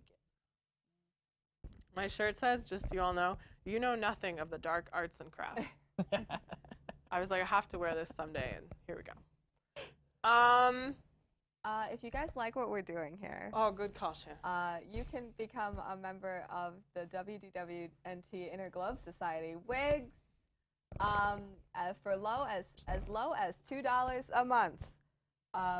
You can get exclusive content. Yes. Like post shows and Jason uploads stuff. You can get first pick of playing a game.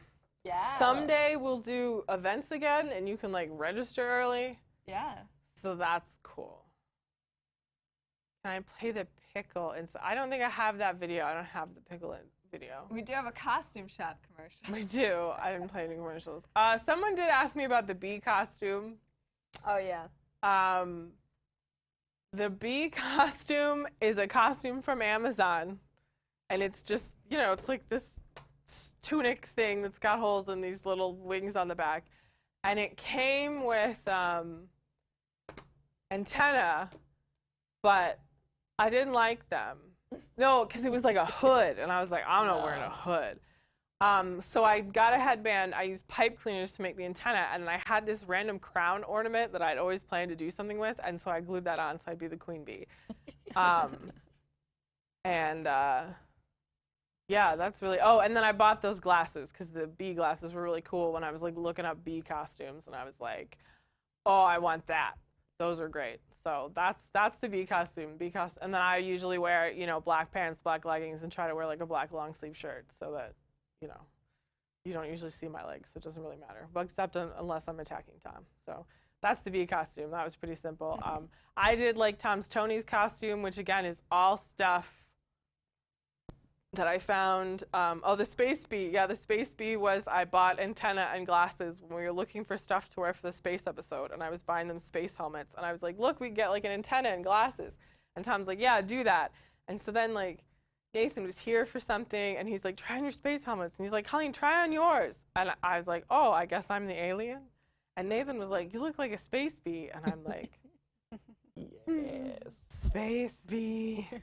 I didn't. I'm a space bee. And so then I bought a green, and it's actually really dark blue because I couldn't find green and black, striped shirt to be the space bee so that it was bee looking.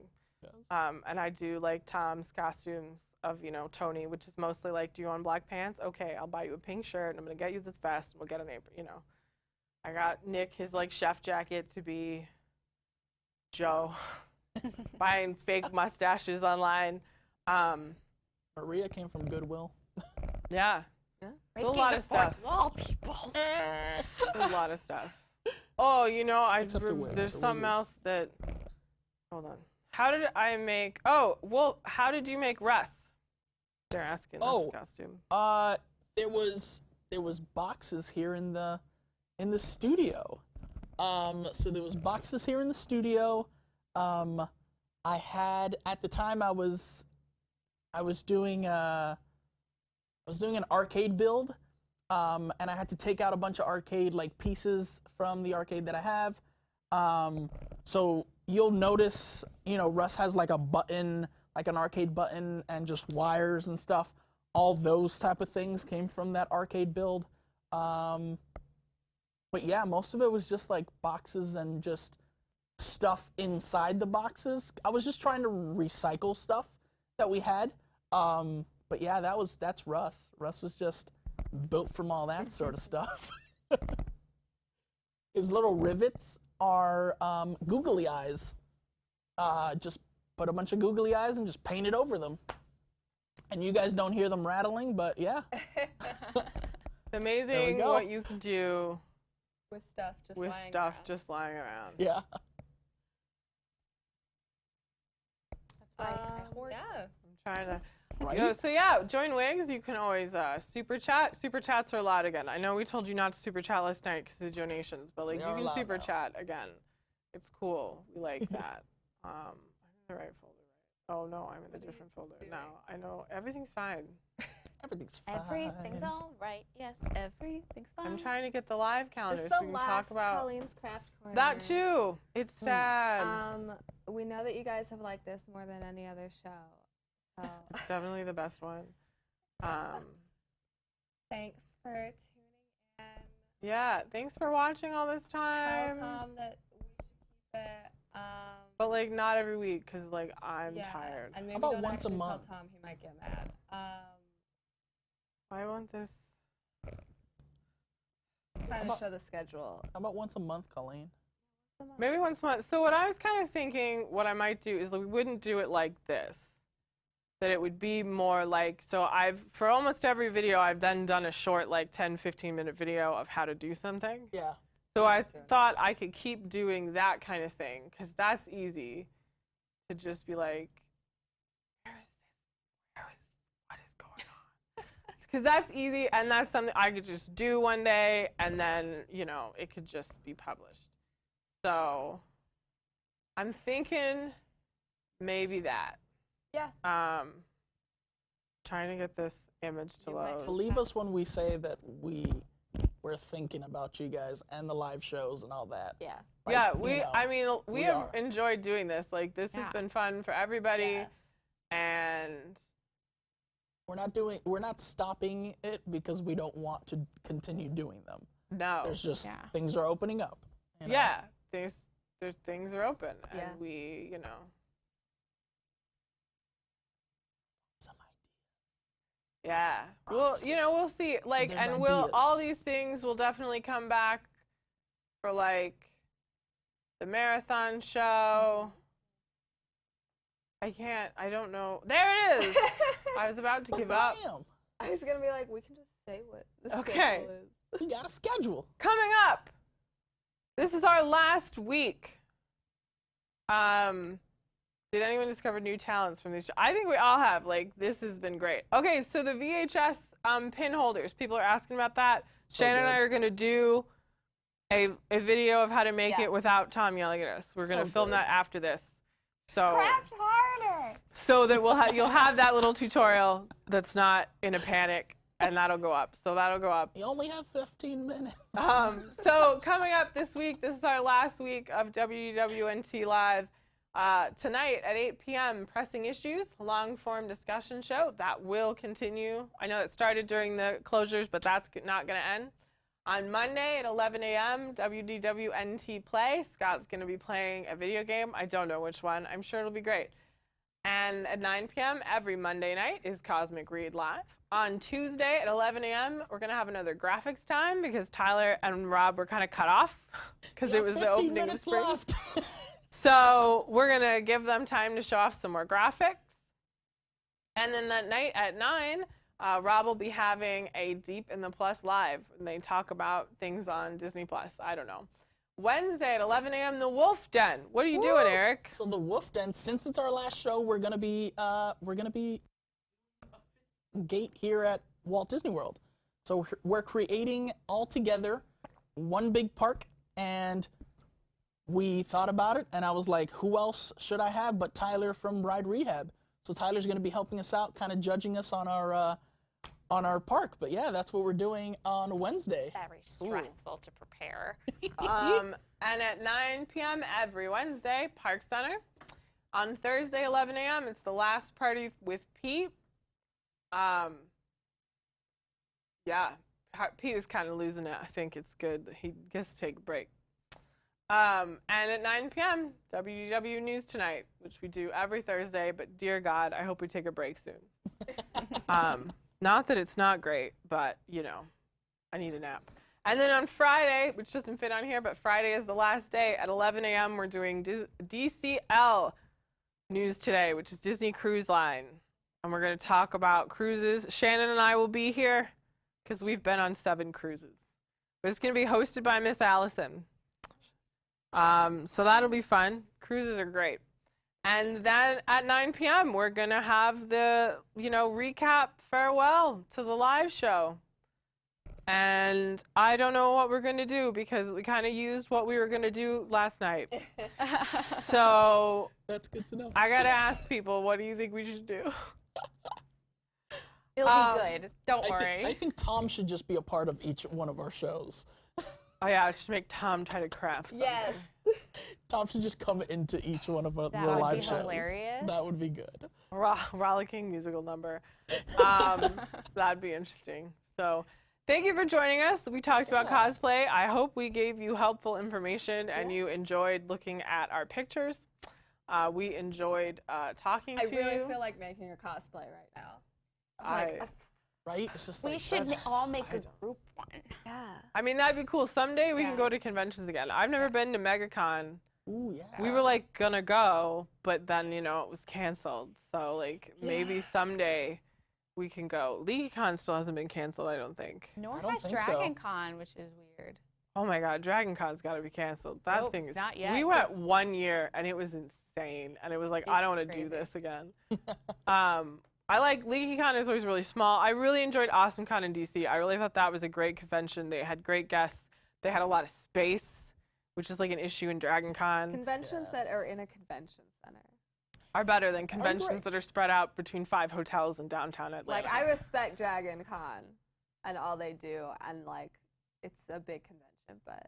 And they had a cool parade. Like, it was cool. Yeah, we're like, watching they have a parade. Like, that's the one year we went was when my parents lived in Atlanta, and we're like going to watch the parade, and my dad suddenly's like, you know, I could have gotten press passes for this, and you're like, why didn't you think of that before? I've had multiple times like that where he's like, oh, you know, I could have gotten press things for this, and you're like, Dad. What year did you go to Dragon Con?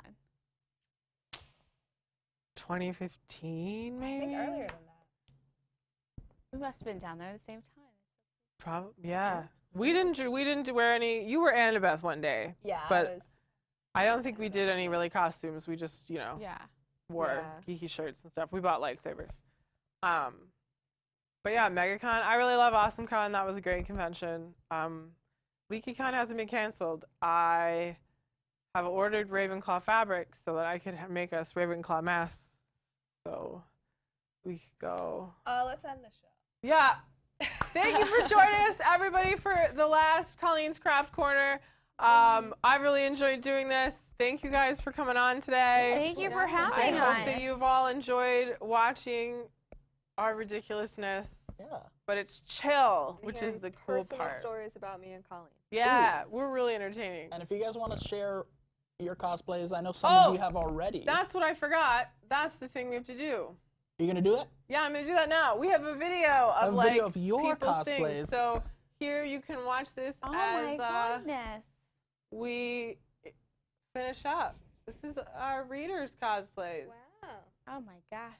So far, People they're all are better. so much more talented Yeah. than I. Oh. Beast. Wow. Gorgeous. All these people are also so beautiful. Oh, that's cool. Oh, that is hilarious. Oh, that's cute. Oh. Ooh, oh, that's, that's cute. good. Giselle. A little. Oh. That's awesome. Ooh. These people's outfits are way better than ours. Ooh. Wow. Love to do a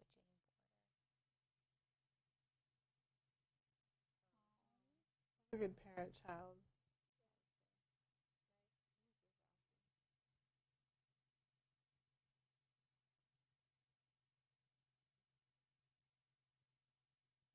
Oh. Oh wow. Nice. Oh. She's got an alligator. Oh. Oh, that's awesome. Father, I'm indecent.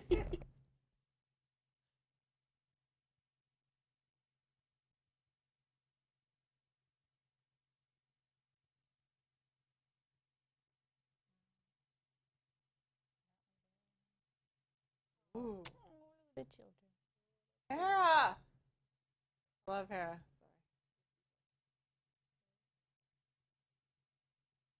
Sorry. Superheroes. Oh.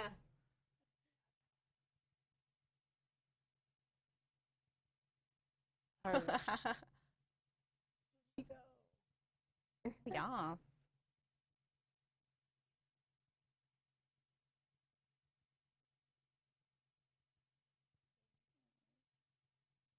Thanks, guys. Thank you for Yeah. sending in your photos. Yes, you guys are all so talented. Those were awesome. Sorry, I kept forgetting to show them. But we did. We did it, and it's great. Those were awesome. They were way better than any of the ones we did. And obviously, you didn't need any advice from us. But I hope you enjoyed it anyways, because we're silly. I don't know. Yeah, Fat Thor. Love a good Fat Thor. And you guys can continue to share your cosplays with us and with, you know, the community. Just use the hashtag WDWNT cosplay. You guys can just post your pictures there, and then we you can follow that. you know, click that tag, and you can check out people's cosplays as they Yeah. what? Maybe we can show some of those from the tag during. Oh, those were from the tag. Yeah, these are all the ones that Eric if had there's collected. more. If there's more, Yeah. yeah, we can. Yeah, cosplay, great. Yeah, it's the love of the fandom that matters. That's all it is. I need chapstick. We're gonna go. I love you guys. I've decided. I wish I thought of this earlier, but you guys should. I should call you like my hive. Oh. Like, and I don't know why I didn't think of that until like yesterday. Yes. You're my hive, and I love you.